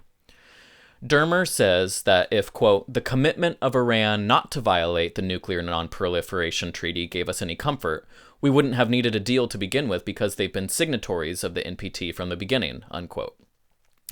Inskeep does not bring up the fact that Israel isn't even a signatory to the NPT, nor that Israel itself has stockpiles of nuclear weapons. The entire conversation is based on the preconception that Israel has a right to possess nuclear weapons, while every other country in the region does not. And just as another side note, people will often say that Iran is a supreme evil that cannot have any nuclear weapons because it is an Islamist state, a radical Islamist state that will assuredly use its nuclear weapons because it has no qualms about killing millions, if not billions of people in a nuclear exchange. What's not mentioned is that Israel is itself also explicitly a religious state. It is a Zionist state. And it is the one that has nuclear weapons, and it is the one which consistently murders Palestinians, men, women, and children every day. It cages them in Gaza, the largest open-air prison in the world. It surveils them. It regulates whether or not they can have relationships within Israel. It is a totalitarian state for Palestinians. And no hypocrisy is seen when those who are in Israel or who are defending Israel by saying that, well, of course Iran can't have nuclear weapons. They're crazy. They're a religious state. Of course they'll use them. What about Israel? What's the difference? There is no questioning by Inskeep of why Israel is allowed to be the only nuclear-armed state in the region. There is no questioning of what the alternative to the nuclear deal would be. Neocons, such as Dermer and Netanyahu in Israel and John Bolton in the US, have long supported maximum pressure and sanctions on Iran, not as an effective way to deter nuclear proliferation, but as a way of instigating violent regime change in Iran, a tactic which is now being used against Russia with the war in Ukraine. Israel was never in support of a negotiated nuclear deal with Iran. Israel has always wanted to maintain a hostile stance against the country. Indeed, Israeli assassinations of Iranian scientists stopped for only as long as the nuclear deal was in place. Once the nuclear deal was left in tatters, exactly as Israel was advocating for, they resumed their terror campaign against Iran. There is no mention in any of these NPR stories that Israel is a regularly belligerent nation that bombed Egypt, bombed Tunisia, bombed Syria, invaded, occupied, and subjected Lebanon to state terror throughout the 1980s and 90s. It regularly assassinates Iranian civilians, and it is carrying out the long-standing occupation and genocide of Palestine. There is no mention that the US and Israel are responsible for a preponderance of the aggression in the region, instigating multiple coups, arming jihadist groups, causing 1 million deaths with the disastrous US invasion of Iraq, not to mention the resulting destabilization of the entire region and the rise of ISIS. There is little to no thought by NPR given to the notion that perhaps Iran, a country which suffered a CIA-backed coup of its democratically elected leader, Mohammad Mossadegh, wants to be able to deter the threat of Israeli violence and Western meddling. There is no mention of the fact that Israel opposed any kind of nuclear deal with Iran from the get-go, and therefore any Israeli undermining of the deal is likely done in bad faith. But of course, for a reporter such as Inskeep to bring all this up during a conversation with an Israeli diplomat would be uncouth and quite unlike NPR's established tone of respectfulness. Respect for what? A media outlet that can actually give some clarity to this situation and allow for perspectives that are considered off limits by NPR is Democracy Now!, which interviewed Noam Chomsky in regards to this issue. Chomsky had this to say. According to U.S. intelligence, their strategic doctrine is to try to prevent an attack up to the point where diplomacy can set in. I don't think anyone with a gray cell functioning thinks that they would ever conceivably use a nuclear weapon or even try to. The country would be obliterated in 15 seconds. But they might provide a deterrent of sorts, and the U.S. and Israel certainly don't want to tolerate that. They are the forces that carry out regular violence and aggression in the region and don't want any impediment to that. The radical idea of a completely nuclear-free Middle East, which necessarily means the dismantling of Israel's nuclear weapons program, is not countenanced in places such as NPR. It is not countenanced because such a prospect goes against America's divine right to rule over the Middle East, with Israel as its obsequious, nuclear-armed cudgel in the region. The prospect of a nuclear-free region, which is supported by Iran, would mean that the U.S. would have to acknowledge the fact of Israel's nuclear weapons program, which it currently does not. It does not acknowledge it because to do so would mean to admit that the billions of dollars in aid that is given to Israel every year by the U.S. is illegal under U.S. law. A law passed by Congress in 1976 bars any aid to be given to nuclear-armed countries which have not signed the Nuclear Non-Proliferation Treaty. Israel has not signed the NPT, and therefore the U.S. is committing one of its many litany of crimes every year by giving aid to Israel. None of this is spoken about on NPR. Instead, we're given an interview with an Israeli ambassador who says that the nuclear deal with Iran should be demolished and that Iran needs to dismantle its nuclear program, while NPR's Steve Inskeep operates under the imperialist assumption that Israel, a totally peaceful U.S. ally and definitely not nuclear-armed power, has only benevolent reasons for everything it does. Now, not every NPR story needs to provide every scrap of context for a particular issue. But when most of their stories provide little to no essential context, it is not a defensible mistake. It is an ideology made manifest. As Todd Gitlin puts it in his book, The Whole World is Watching, when news outlets treat stories as single, discrete issues, providing little connective tissue to other stories, those outlets thus promote, quote, the dominant system's claim to general legitimacy, unquote. If every story stands alone and is divorced from history, listeners are left with the feeling that every event is a one-off, a peculiarity, something to be understood and then forgotten, not something in a long line of events caused by the overarching structures of our society. The woefully transparent media bias in favor of the U.S. government, particularly on foreign policy issues, where reporters will emphasize the crimes of official U.S. enemies, but will de-emphasize or ignore the crimes committed by the U.S. and its client states, the reasons for which that happens are deftly described by Edward S. Herman and Noam Chomsky in their classic work, Manufacturing Consent. This has presented itself in NPR's coverage of the Russian invasion of Ukraine and Russia's involvement in the war in Syria. Here are just a few examples. In a recent NPR article on the US and Russian proxy war in Syria and how it relates to the current war in Ukraine, the author, Jason Breslow, spends much of his article focusing on various war crimes committed by Russia in its attempt to help stop the US-backed overthrow of Syrian President Bashar al-Assad. Breslow cites a UN investigation that looked at an attack where, quote, more than 43 civilians were killed when Russian aircraft launched a series of airstrikes on a market.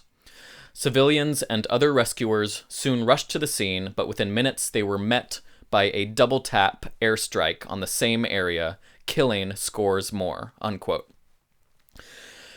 NPR's Breslow doesn't have the time to mention that the U.S. murdered 80 people in Syria in a double-tap airstrike. He doesn't mention that Amnesty International found that 1,600 civilians were killed in Raqqa, Syria, by U.S. coalition air and artillery strikes in what was described as a death trap. Breslow makes no mention of the fact that the U.S. has been conducting a dirty war in Syria against Russia and Iranian coalition forces by funding anti-government jihadists and funneling weapons to those extremist groups in order to overthrow the Assad regime. Breslow particularly highlights the use of cluster bombs by Russia in Syria. He writes, quote, cluster munitions are considered so indiscriminate in the harm they cause for civilians that in 2008, more than 100 nations signed a global treaty banning their use. Neither Ukraine nor Russia signed on, unquote.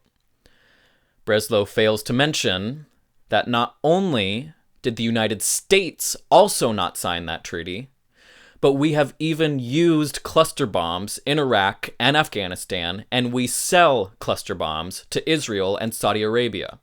Civilians are being killed years later by unexploded ordnance from these cluster bombs that were dropped by the US and its allies.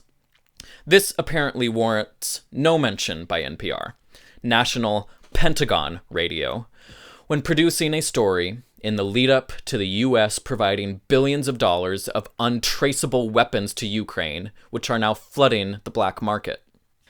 I see your Russian use of cluster bombs in Syria, Breslow, and I raise you one U.S. bombing of critical infrastructure in Syria, a dam that, if ruptured, could have caused tens of thousands of deaths.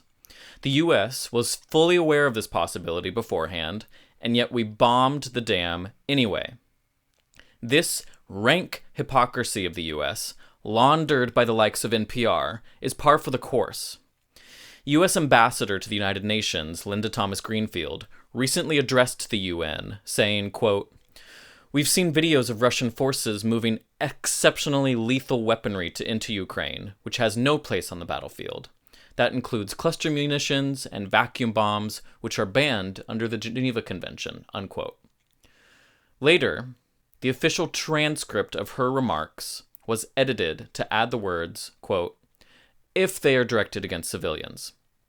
This Orwellian editing of the past, he who controls the past controls the future, he who controls the present controls the past, serves to cover up U.S. hypocrisy, thus perpetuating the innocence with which we view ourselves and the endless evil that results from such manufactured innocence. As Democracy Now! Pointed out, quote, the United States fought against the creation of the Convention on Cluster Munitions and is not among the 110 nations that have ratified the treaty.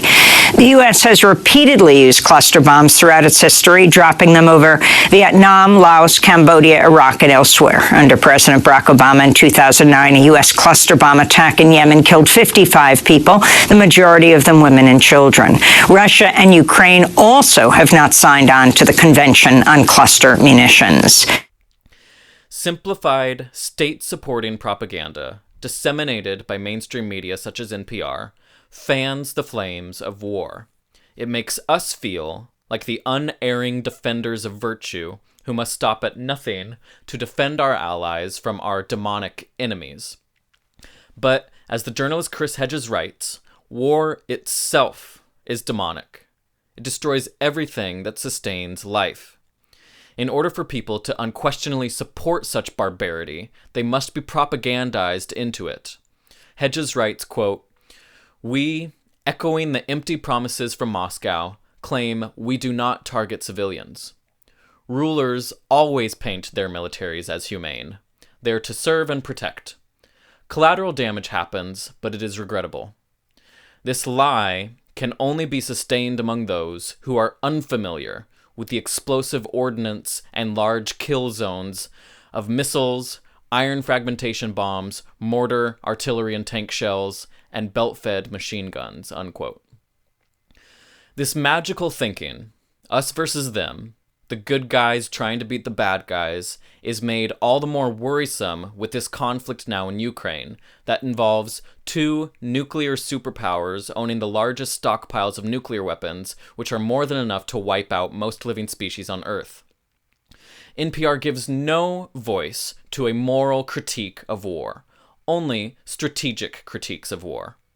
In an interview between NPR's Sasha Pfeiffer and former NATO commander and retired U.S. Air Force General Philip Breedlove, the two go back and forth on whether or not the implementation of a no-fly zone over Ukraine is a good idea. It's not. No one stops to consider the criticism that U.S. actions may be needlessly prolonging the conflict. Breedlove defended the use of what he called a humanitarian no-fly zone. Pfeiffer asked him, understandably, how is a humanitarian no-fly zone different than a traditional no-fly zone?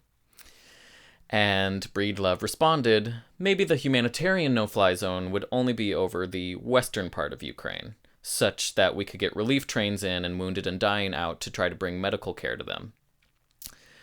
Now, why Russia would accept such an arrangement at face value and not suspect that this Western no-fly zone would be used to funnel lethal arms, including anti-tank and anti-aircraft weapons, into Ukraine is not discussed.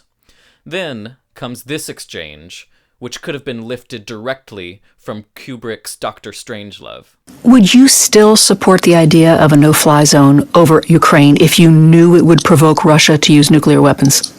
No. Nobody wants a nuclear war. So then it's a gamble to put a no-fly zone into effect. Yeah, that's your word. That's not the word I would use. What word would you use? It's a calculated military decision. Listening to that dangerous Orwellian nonsense over the radio nearly had me wreck my car. One can only hope that we live long enough to see this dialogue turned into a comedic sketch. As of now, it is simply terrifying. And then came another more telling exchange. Breedlove, encouraging the conversation of a no-fly zone over Ukraine, asked, how many Ukrainians have to die? How many Ukrainians have to die before we talk about a no-fly zone? To which NPR's Sasha Pfeiffer responded, right, it's a terrible question no one wants to answer. What a journalist who is committed to standing up against entrenched power ought to say to a former NATO commander after he made that rhetorical move is this. Yes, how many more Ukrainians have to die because the US is funneling lethal arms to the populace in order to bleed Russia out as much as possible and foment dangerous regime change of a nuclear-armed power, as has been made explicit on multiple occasions by the worst actors of our political class? How many more Ukrainians need to die before the U.S. stops escalating the conflict and instead encourages diplomatic talks between Russia and Ukraine? How many more Ukrainians need to die before the U.S. recognizes that it made a horrible mistake in choosing to expand NATO after the fall of the Soviet Union and thereby needlessly alienate Russia from the West? I said needlessly alienate Russia, but of course this alienation has a purpose. It ensures a permanent enemy in the form of Russia, and therefore a permanent war economy, a permanent wartime state of mind, something to line the pockets of the multinational weapons manufacturers in the name of security and freedom. In a similar interview on NPR, in the lead-up to the U.S. invasion of Iraq, NPR's Melissa Block asked neocon Assistant Secretary of Defense Paul Wolfowitz this question. You're considered among the most hawkish advisors to the president. I don't know if that's a label you wear with pride or not. Others tilted toward a more diplomatic route through the United Nations. Now that the UN negotiations have become so prolonged, do you feel that it was a mistake to take that route, to go through the UN, and has it complicated your military strategy? Meaning that the majority of the world was not willing to go along with the patently criminal U.S. invasion.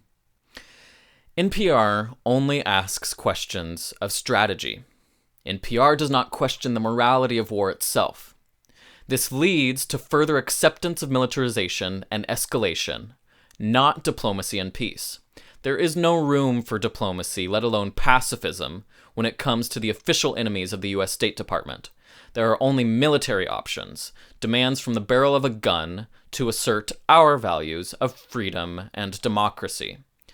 This is the kind of news coverage you get when you bring on experts to talk and you give them no pushback.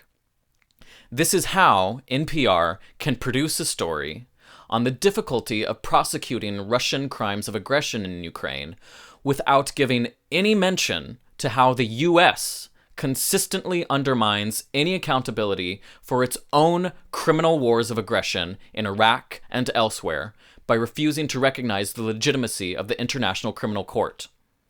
This is how NPR can have a story that quotes Merrick Garland as saying, quote, "There is no hiding place for war criminals," unquote, without first deriding such a laughable comment, and then mentioning the fact that thousands of American war criminals from our many wars are living completely free and will likely never face an international war crimes tribunal such as we are currently attempting against Russia. This is Western hypocrisy, plain and simple, legitimized by the likes of NPR. When NPR consistently fails to provide substantive pushback on these issues, it reveals how impoverished our media class is of any backbone or moral center. War does not spread virtue. It spreads death and empowers the most violent actors in a society, all the while enriching weapons manufacturers and impoverishing the great mass of people. A news outlet such as NPR that wants to avoid sounding anti-war in order to be perceived as balanced and unbiased is not actually being impartial. It is being amoral and dangerous, all in service of anti-democratic monsters. This is the same NPR that practically ran an industry advertisement for surveillance drones disguised as a story. This story, with the cutesy title, "Look, up in the sky, it's a drone looking at you," has this to say about the wonders of drone technology. Quote, "Drones, or unmanned vehicles, have been a success with the military, and companies such as AeroVironment hope to make them an increasingly common sight in this country." Vice President of AeroVironment Steve Gitlin says, "The Cube costs just a bit more than a police patrol car, making it a much less expensive alternative to a manned helicopter," unquote. By success with the military, NPR means that most people killed by U.S. drones are innocent civilians and not the intended targets. But the U.S. military defaults to labeling its victims military-aged males and combatants until they're posthumously proven innocent, which the military barely, if ever, bothers to do. Why would it? Thankfully, organizations such as Air Wars do actually conduct on-the-ground investigations of drone strikes in order to give a fuller accounting of U.S. barbarity. Success with the military means that we have robots of death controlled by lowly operators who were recruited for their gaming acumen, striking at villages with Hellfire missiles, turning children into amputees and orphans in impoverished countries that we have not officially declared war against. All of this is done in secret, with no public control, let alone debate over such military actions. This is what the United States does every day. NPR calls it a success. After the NPR drone story spends much of its time talking to drone evangelists, it fulfills its mission of balance by letting a privacy advocate say a few words about how drones can be used to spy on citizens. Journalist Glenn Greenwald wrote this in response at the time, quote, "So NPR listeners heard for 4.5 minutes about the wonderful, exciting uses of drones from an executive of a drone corporation, an official with the drone industry, and a sheriff spokesman using drones, and then for about 10 seconds at the end from someone who is a little wary. If the drone industry had purchased commercial time on NPR, how would this report have been any different?" Unquote. The difference would have been that listeners would have heard the same underwriting text read aloud in dulcet tones every single day, 20 times a day, ad nauseum. Now, I should acknowledge that all of these critiques so far are primarily targeted at NPR itself and not at the many local public radio affiliates that are able to produce their own programming through local funding. My own local station, KCBX, recently produced a good series of stories examining local farm worker labor. And KCBX also broadcasts more anti-establishment media voices, such as Fair's Counterspin, Democracy Now!, and Le Show. But liberals who get most of their news primarily from NPR are getting a very particular view of the world that is dismissive or antagonistic of anything that goes against mainstream orthodoxy. Most state-funded media, such as NPR, PBS, or the BBC, tempers its coverage in order to appease those who fund them and in order to not overly offend state interests. They make appeals to objectivity when all that means is adherence to mainstream safe opinion and echoing of official statements. The claim of objectivity is merely thinly veiled obedience to powerful state and corporate interests, which at this point in the US are one and the same. This is why you can have government-funded media outlets, such as NPR, cry foul over state-run propaganda outlets, such as Russian television, even though RT can produce a segment like this. This interview with Zainab Soleimani, the daughter of slain Iranian general Qasem Soleimani, who was illegally assassinated under orders from President Trump, is a shotgun blast of perspectives that are never seen or heard on US media, including NPR.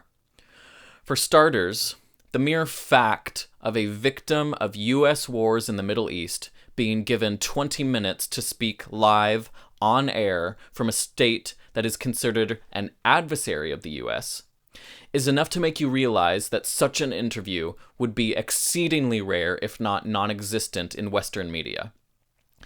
And Soleimani punches huge holes in American myths, starting with the fact that the US has played a key role in empowering al-Qaeda and ISIS in both Syria and Iraq, and that the journalist Julian Assange, who helped expose this fact, has wasted away for years in prison because of his courage in exposing Western lies and war crimes. Soleimani says, Julian Assange, the founder of WikiLeaks, he exposed the email that Jack Sullivan was telling Hillary Clinton that Al-Qaeda is on our side in Syria. Okay, that shows, and this man is still in the prison. Why? Because he exposed them. And he said for everyone that such a group terrorists that are killing people, innocent people in the Middle East, America made them, and they are like toys for them. The life of people, innocent people, are like toys for them. They attacked everyone, everywhere. Now this is the email she is referring to. AQ is on our side in Syria, meaning that the CIA flooded weapons into Iraq and Syria, knowing full well that they were arming anti-government jihadists tied to al-Qaeda, who ended up carrying out mass slaughter of civilians in order to overthrow Bashar al-Assad. Soleimani goes on to elucidate the fact, which both ruling parties in the US like to deny, that it does not matter who resides in the White House. US foreign policy is always bad for people and countries who try to stand up against Western hegemony. Do you think it means anything that Joe Biden will be in the White House? I have to say that there is no difference between Biden and Trump. They are the same guy, and they are following the same policy. There is no difference between them. Trump ordered killing my father, but Biden support that. So there is no difference. They have the same thought, and they are following the same way, and they are the same person. I mean, Biden was agree with Obama when they made ISIS. What's the difference between Trump and Biden? What will change? They are the same people, we're the same mind. There is no difference for us. I mean, Joe Biden cannot return my father. He can. He can't return it.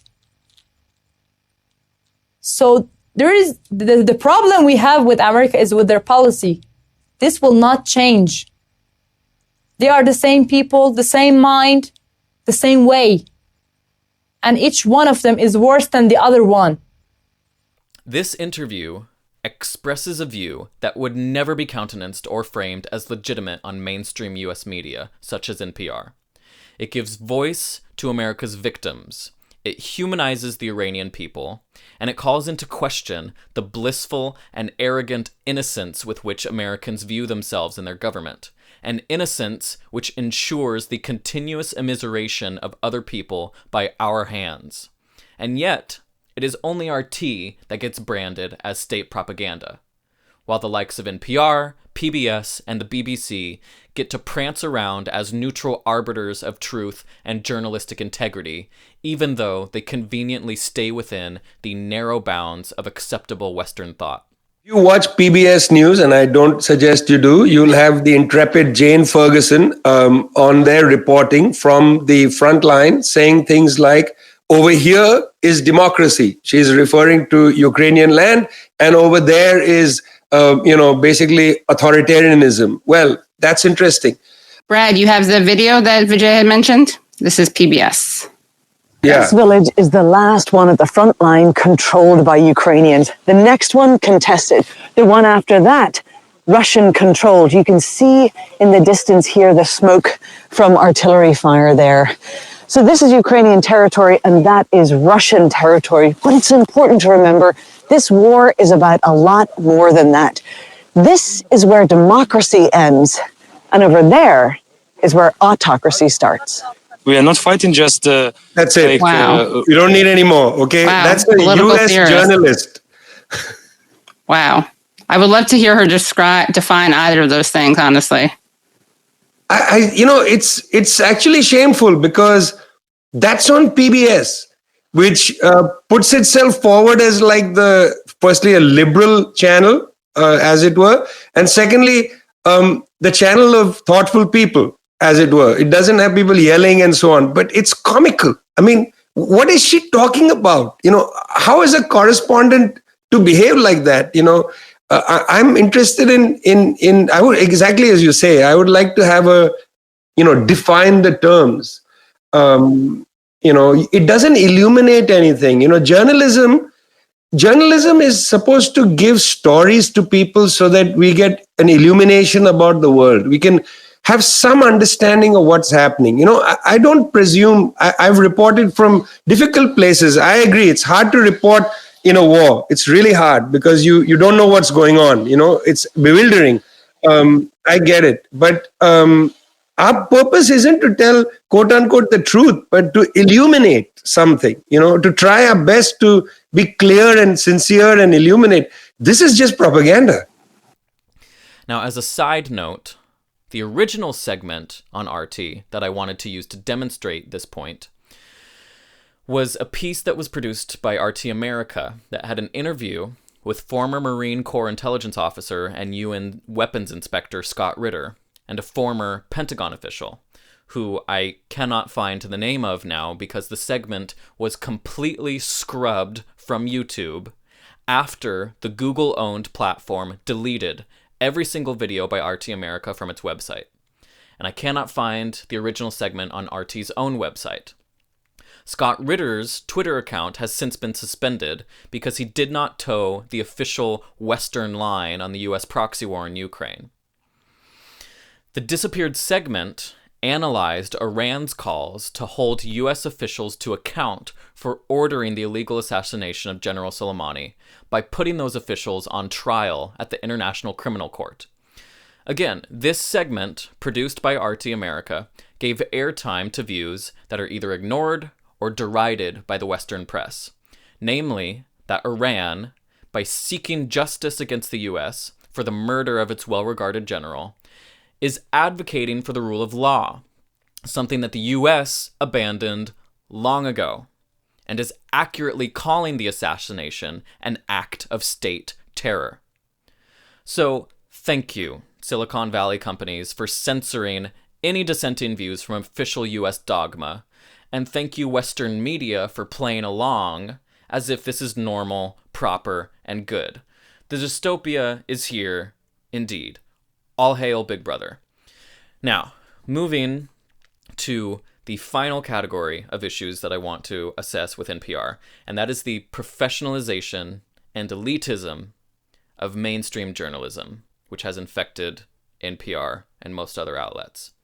NPR and the media in general trended towards professionalization and accreditation of journalists, and this has homogenized the journalism industry and turned it into a walled-off elite class that expresses the values of its particular class interests.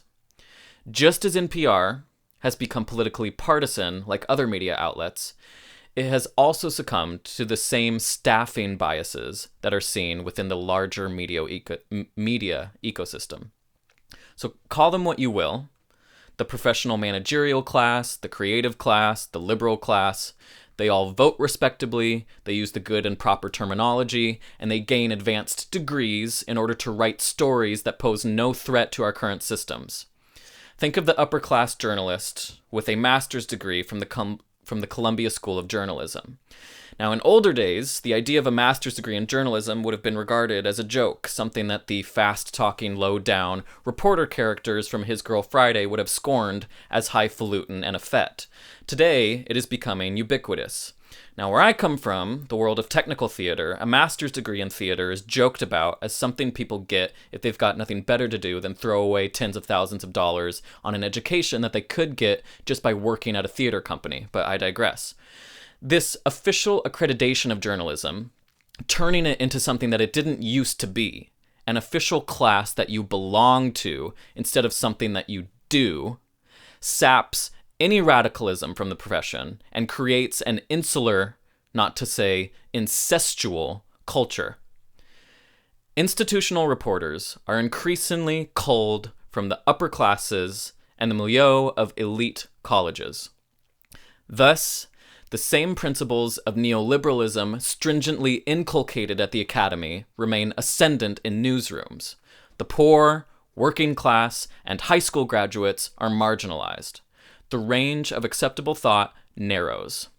The polite, upper crust tone of NPR, representing in fact a narrow worldview, conveniently tends to serve institutionalized power. Now, in Hate, Inc., Matt Taibbi's book, he explains this trend towards journalist positions becoming occupied by college graduates, and it's worth quoting at length. He writes, quote, "In the late 2000s, the British Cabinet Office issued a report called Unleashing Aspirations.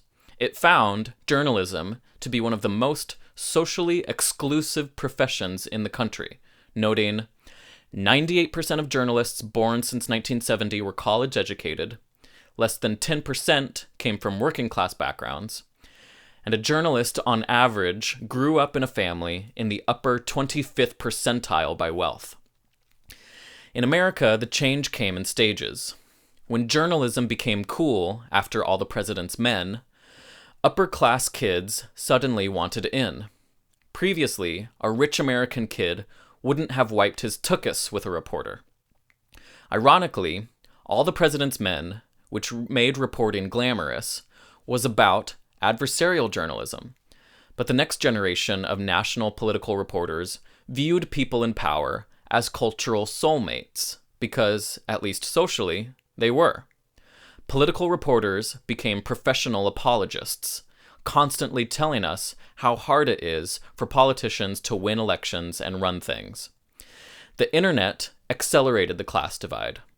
Big regional newspapers increasingly became national or even global in mindset. In the digital age, it made more sense to design coverage for a sliver of upper-class readers across the country who could afford subscriptions and responded to ads. Because news organizations were targeting those audiences, it made sense to pick reporters who came from those ranks as well. By the mid-2000s, journalists at the top national papers almost all belonged to the same general cultural profile. Liberal arts grads from top schools who lived in a few big cities on the East and West coasts." Unquote. Now, Taibbi is mainly describing for-profit outlets, such as the New York Times and the Washington Post, but NPR is subject to this same trend as well. Now take a look at this table, which shows prominent NPR reporters and their alma mater. If you're a listener of NPR, you probably recognize many of these names. A good number of them have gone to Ivy League colleges. A good number of them have advanced degrees, either just a master's or a master's in journalism. This is where they come from. And not coincidentally, the makeup of NPR listeners is also solidly of college graduates. As Jack Mitchell said about NPR's audience, the answer are people who are highly educated. That's the key. The more education you have, the more likely you are to listen. If you did not graduate from high school, you do not listen, period. And if you have a master's or a PhD, you're almost certainly listen. So that's the determination. Now, Michael McCauley ascribes the tone of NPR directly to the educational backgrounds of its reporters. He wrote, quote, "The rational, fair, and balanced inquiry that is heard on NPR News is a function of the educational attainment of the network's journalists and listeners and the value systems these people have developed through higher education." Unquote. Some values, indeed. The elite tone of NPR, coming as it does from a professionalized staff, quote, "turns off a lot of people," Mitchell said. The tone turns off a lot of people. They use language that people don't necessarily understand or aren't comfortable with. It's not language they would use. The Linda Wertheimer approach. And they don't even know they're doing it. It's just the way they talk.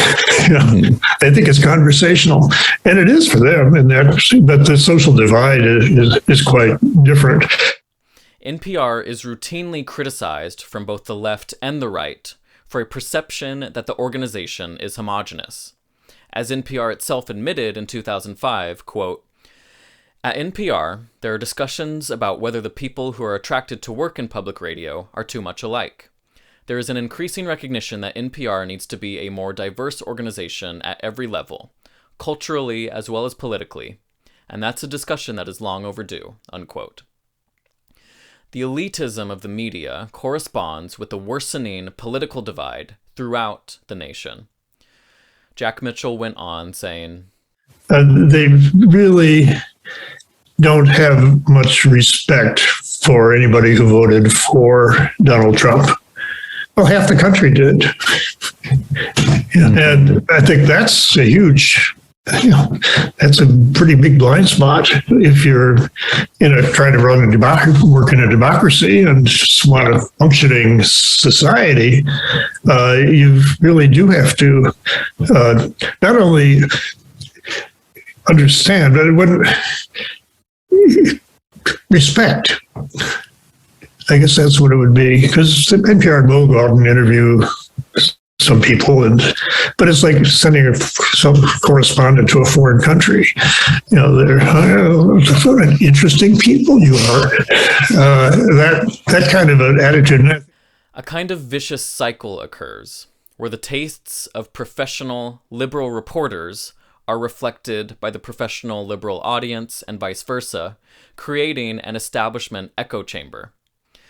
Describing the tastes of the public radio audience, McCauley wrote, quote, "NPR listeners are more likely than average to partake in just about any kind of leisure activity, including exercise, sports, dining out, and attending live musical and theatrical performances. Nearly 70% purchased books over the year that culminated in NPR's 2003 audience survey," unquote. Wow! Books! They buy books! 70% of NPR listeners purchased at least one copy of The Da Vinci Code and The Secret. That's how you know they're real smart. A reporter's class and educational background are not necessarily determinative of the kind of reporter they will be.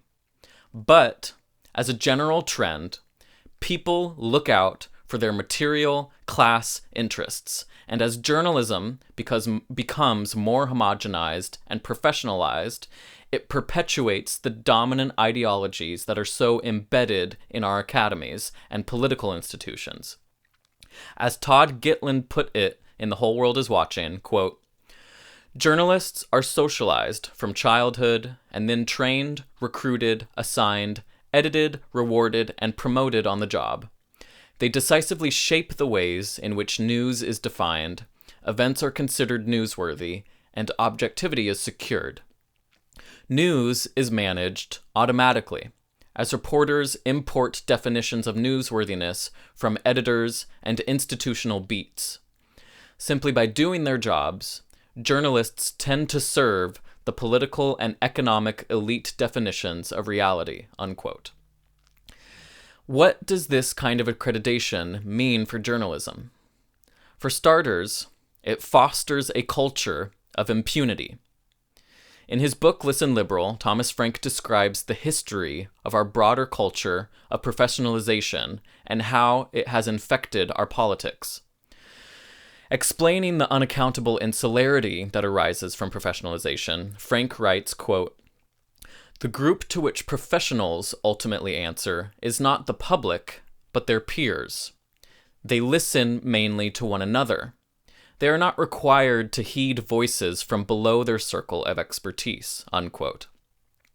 We see this same dynamic today in journalism as outlets defend themselves from the critiques of outsiders, blowing off substantive disputes as the ramblings of partisans.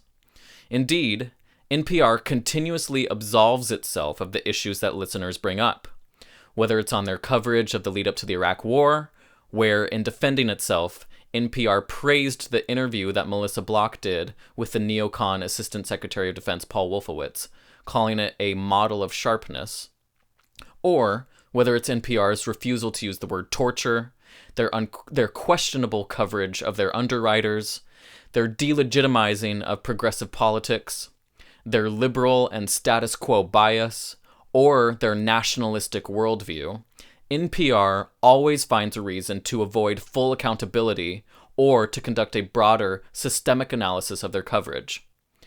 As Frank writes, quote, "Professions certify the expertise of insiders while negating and dismissing the knowledge claims of outsiders," unquote. This professionalization has broad political implications. As Frank explains, quote, "As a political ideology, professionalism carries enormous potential for mischief. For starters, it is obviously and inherently undemocratic, prioritizing the views of experts over those of the public. But what happens when an entire category of experts stops thinking of itself as social trustees? What happens when they abuse their monopoly power? What happens when they start looking mainly after their own interests, which is to say, start acting as a class," unquote. National Public Radio is anything but public in the most democratic sense of that word. Since its inception, the trend towards professionalization of NPR, with it leaving behind the real people, as Mitchell put it, and shifting towards the experts, mirrors a similar trajectory of the Democratic Party. Over the years, the Democratic Party has transfigured itself from the party of the people to the party of the professional class, a class which includes journalists. As Democrats, under Bill Clinton, sold out the working class in favor of the corporate donor class with disastrous neoliberal policies such as NAFTA, and as NPR dropped its early alternative tone in favor of a more neutral professional tone, thereby garnering the support of lucrative sponsorships, both of these institutions have solidified their reliance on and their subservience to the corporate and professional class at the cost of everyone else. Is it any wonder that NPR employees overwhelmingly belong to the Democratic Party or lean that direction? They are expressing class solidarity for the political party that ensures that nothing will ever fundamentally change. Besides the issue of homogeneity of class within the media, well-educated reporters, by the very virtue of their education, are suspect, and here's why. I want to go through just some demonstrative examples of how American academies, by and large, have been degraded. Through government defunding of higher education, universities have become more reliant upon tuition, grants, and corporate dollars. Battles over shrinking resources have pit tenured professors against adjuncts, administrative staff against college presidents, undergrad students against graduate students. Professors become judged by how many grants they can secure. Research trends less towards the public good and more towards lucrative commercial projects that corporations are happy to partner with and fund, with the promise of their eventual patenting and privatization of the research. As universities, battered by the market demands of neoliberalism, have shifted their priorities towards job training for students, the traditional role of the academy has been perverted. As the historian Ellen Schrecker notes in her book, The Lost Soul of Higher Education, quote, "The increasing vocationalization of the academy now determines what so many American students do and do not learn," unquote. And once universities began seeking more funding from corporations for their research, they made a devil's bargain. Schrecker notes that researchers now are often mandated to keep their results and their data secret, flying in the face of, quote, "the scientific community's traditional culture of openness and publication," unquote. Professors can't even share their work with their own students. This corporatization of academic research has emaciated higher education, turning universities into patent mills. This has deeply troubling results.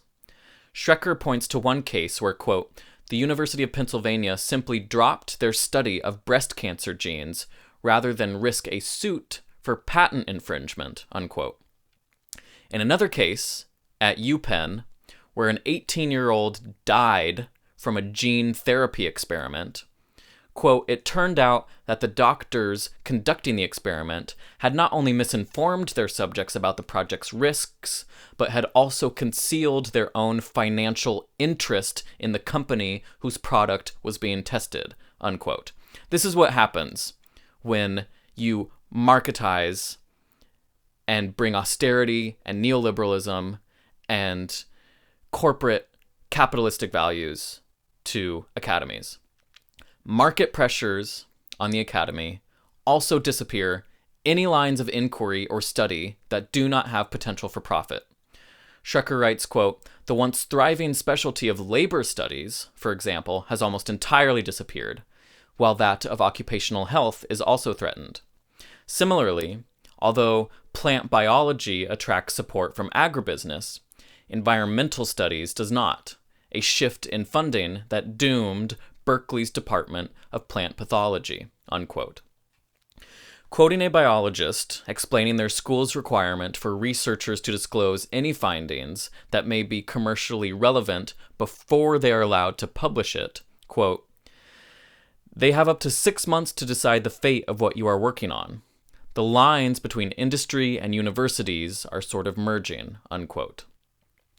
Now, all of these examples are just a mere representation of how these kind of market principles have degraded what is taught and valued at our academies. If you want to argue that an elite education and an advanced degree is a valuable asset when working as a reporter, that it broadens your perspectives and gives you more ideas with which to bolster your analysis, fine.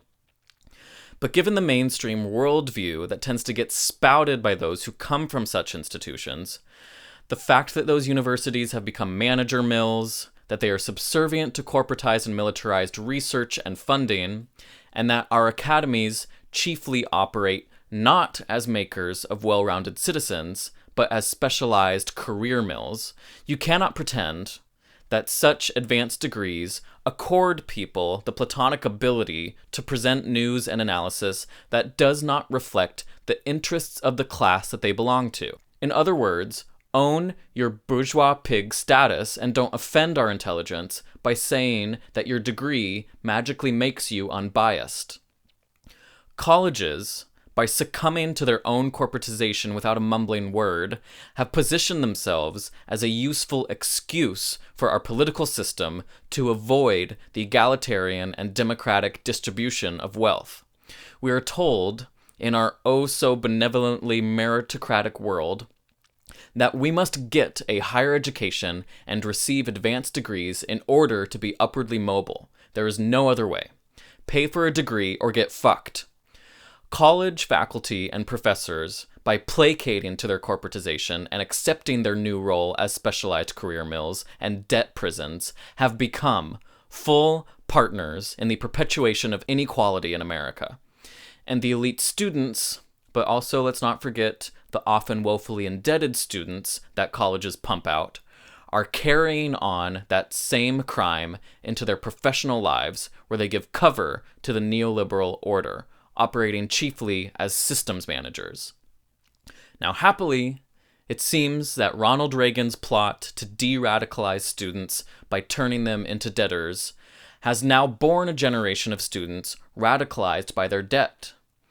But their ability to successfully turn that debt into collective power is as yet fitful and scattered.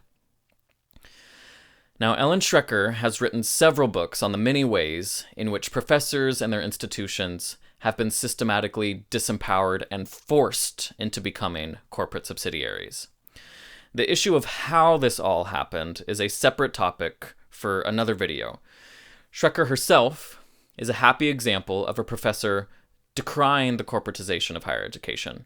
But the main point that I am drawing is that the intellectual independence and moral integrity of higher education in the US has become so degraded as to cast skepticism on any journalist who ought to be using their role as a journalist to antagonize power, but instead defers to power and then waves their advanced degree around in order to rationalize their bowing, scraping, and creeping before the royalty of the neoliberal order. Intellectual inquiry that is worth anything must be truth-seeking, and therefore subversive, dubious of authority, and independent of dogmatism. Elite universities that pump out these stenographer reporters are not, as institutions, antagonistic towards the powerful and their liberal apologists. It is rare, indeed, for professors to stand up against the myths of American exceptionalism, to destroy the chauvinistic stereotypes that feed American innocence and keep us from recognizing our complicity in imperial and domestic acts of violence and oppression. Academic figures such as Wendy Brown, Ellen Schrecker, Cornel West, Noam Chomsky, Richard Wolff, Norman Finkelstein, and the late Howard Zinn are notable exceptions to the rule. Honest academic inquiry is self-critical and destroys hardened and atavistic political ideologies. Not many of our intellectuals embody this kind of courage, and few reporters who come from this same elite class express any of these noble characteristics that the Academy has sacrificed on the altar of capitalism. I have no use these days for someone who robotically graduates from the sold-out Academy with a specialized degree, be it journalism, political science, or anything else. Before McCarthyism, the purgings, the blacklists, the fear, before the military inserted its fingers into higher education, before the Bayh-Dole Act allowed for corporate privatization of public research, before the days that Reagan-style neoliberalism defunded our academies, created a student debt crisis, and walled off our campuses from the rabble, our academies produced real thinking citizens. Now, I wouldn't trust a college graduate as far as I could throw one. Without a holistic view of where we've been, where we are, and where we're going, in other words, without knowing what the fuck is going on in the world beyond your narrow tinkerings, graduates are worse than useless. They are counter-revolutionary. The fact of our immoral and dangerous inequality, coupled with the fact that mainstream media outlets speak in the language of the more well-off, with reporters by and large coming from the milieu of elite colleges and the professional managerial class, means that many people, who I count myself among, will increasingly see the media as a representative of and an apologist for the inequality all around us. We rightfully resent and even hate the current institutions of mainstream media because they defend moneyed interests, speak in the language of the upper class elite, and are unwarrantedly deferential to the state, the military, and capital, all while being dismissive and contemptuous of the understandable populist rancor and incredulity that is thrown at their institutions. Why do people distrust the media? Because the media, feigning objectivity and balance, shovels out a very narrow point of view that is subservient to political and economic power and does not speak to the realities of the great mass of people. We hate the media because the media largely does not shine a light on the hollowing out of our public democratic institutions by corporate interests. In fact, establishment media must be deferential to capital in order to maintain funding and access to institutional sources, while increasingly, the great mass of people are becoming more and more impoverished and without capital. 7 out of 10 Americans are living paycheck to paycheck.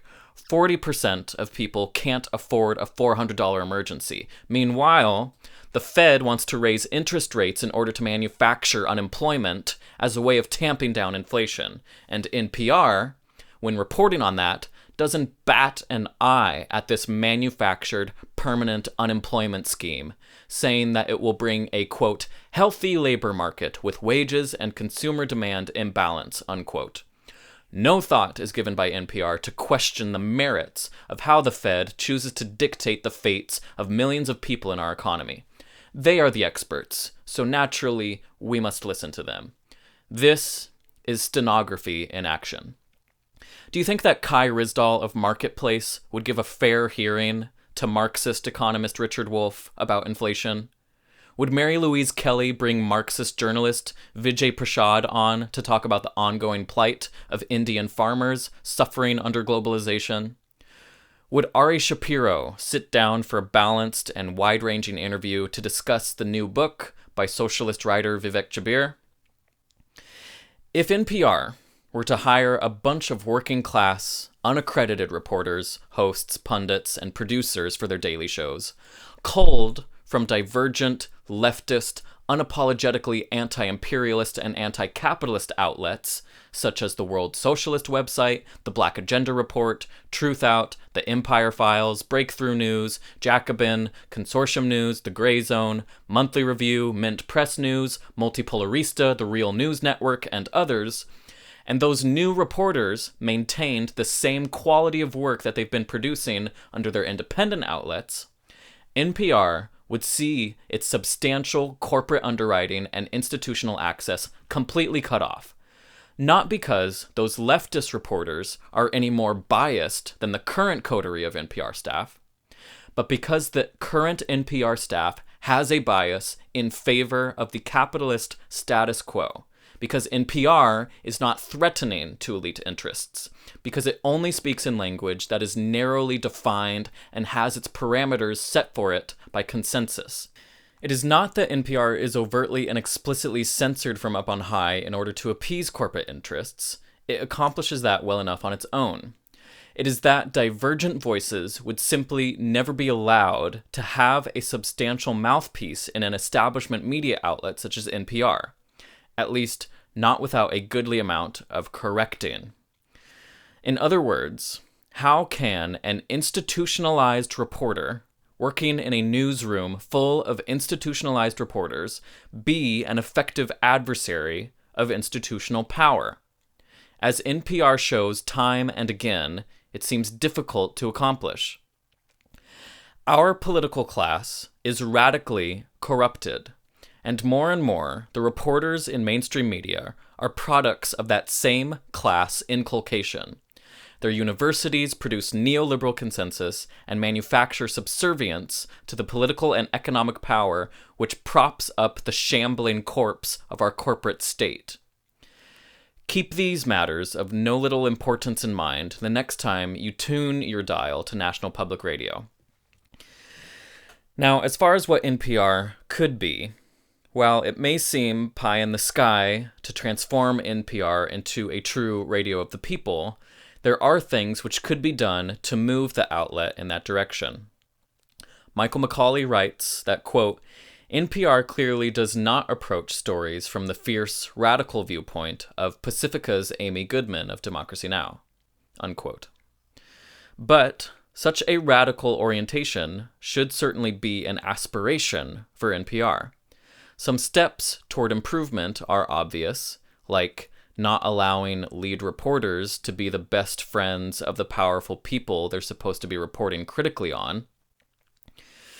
Ralph Nader has outlined multiple ways in which NPR has strayed from its original vision and can do much to improve the quality of its news coverage. Some of the things Nader suggests for NPR are to take a more aggressive stance in advocating for congressional funding in order to reduce or eliminate reliance on corporate donors. Additionally, he writes, quote, NPR should reject ads from disreputable or criminal corporations, unquote. NPR should focus less on entertainment subjects and celebrities and more on local civic leaders and organizations. NPR should focus less on responding to what is in the national conversation and more on underreported stories. Nader laments that, quote, very important subjects, conditions, and activities not part of this frenzied newsfeed are relegated to far less frequent attention, unquote. He also says that NPR should be more explicit about the root causes of inequality and impoverishment of the American citizenry. He writes, quote, increasingly, corporate power is shaping an ever more dominant corporate state that allows mercantile values to seriously weaken the social fabric and moral norms of our society. He goes on, not many NPR reporters use words like corporate crime, corporate welfare, or cover the corporate capturing of agencies, the vast unaudited military budget, or many other realms of American life controlled by corporatism. But then what can one expect when they ignore credible civic groups who have timely evidence of such domination and keep on interviewing one another, inserting 4-second sound bites to academics and consulting firms, unquote. In the same way that publicly funding our higher education system allowed for the growth of radical social movements in the 1960s, just having our public radio actually be fully funded with public dollars would potentially go a long way towards allowing less mainstream views on air. Getting rid of the need for corporate funding would open up space for programming that is more experimental, less regimented, and unapologetically anti-corporate. Just look at how the Works Progress Administration gave opportunities for more radical creators to make a living, leading to a flourishing in public art during the Great Depression. And just as NPR underwent a fundamental change in its culture and ethos in the late 1970s, it can do so again, this time with an eye towards kicking out the security state stooges who get interviewed so often. The powers that be would hate such a transformation, which is a sure sign that you're doing something right. NPR ought to prioritize hiring talented reporters, producers, and managers from outside of the middle-class college-educated milieu. If the network wants to expand its listenership, instead of cynically targeting rich audiences in pursuit of corporate sponsorships, while also avoiding the pitfalls of condescension, NPR ought to be staffed by working-class reporters, ideally those who have not been socialized by establishment newsroom culture. Now, I would prefer working-class leftist reporters, but let's remember that class solidarity extends beyond the bounds of mere shallow political labels. Jack Mitchell was skeptical of being able to transform NPR.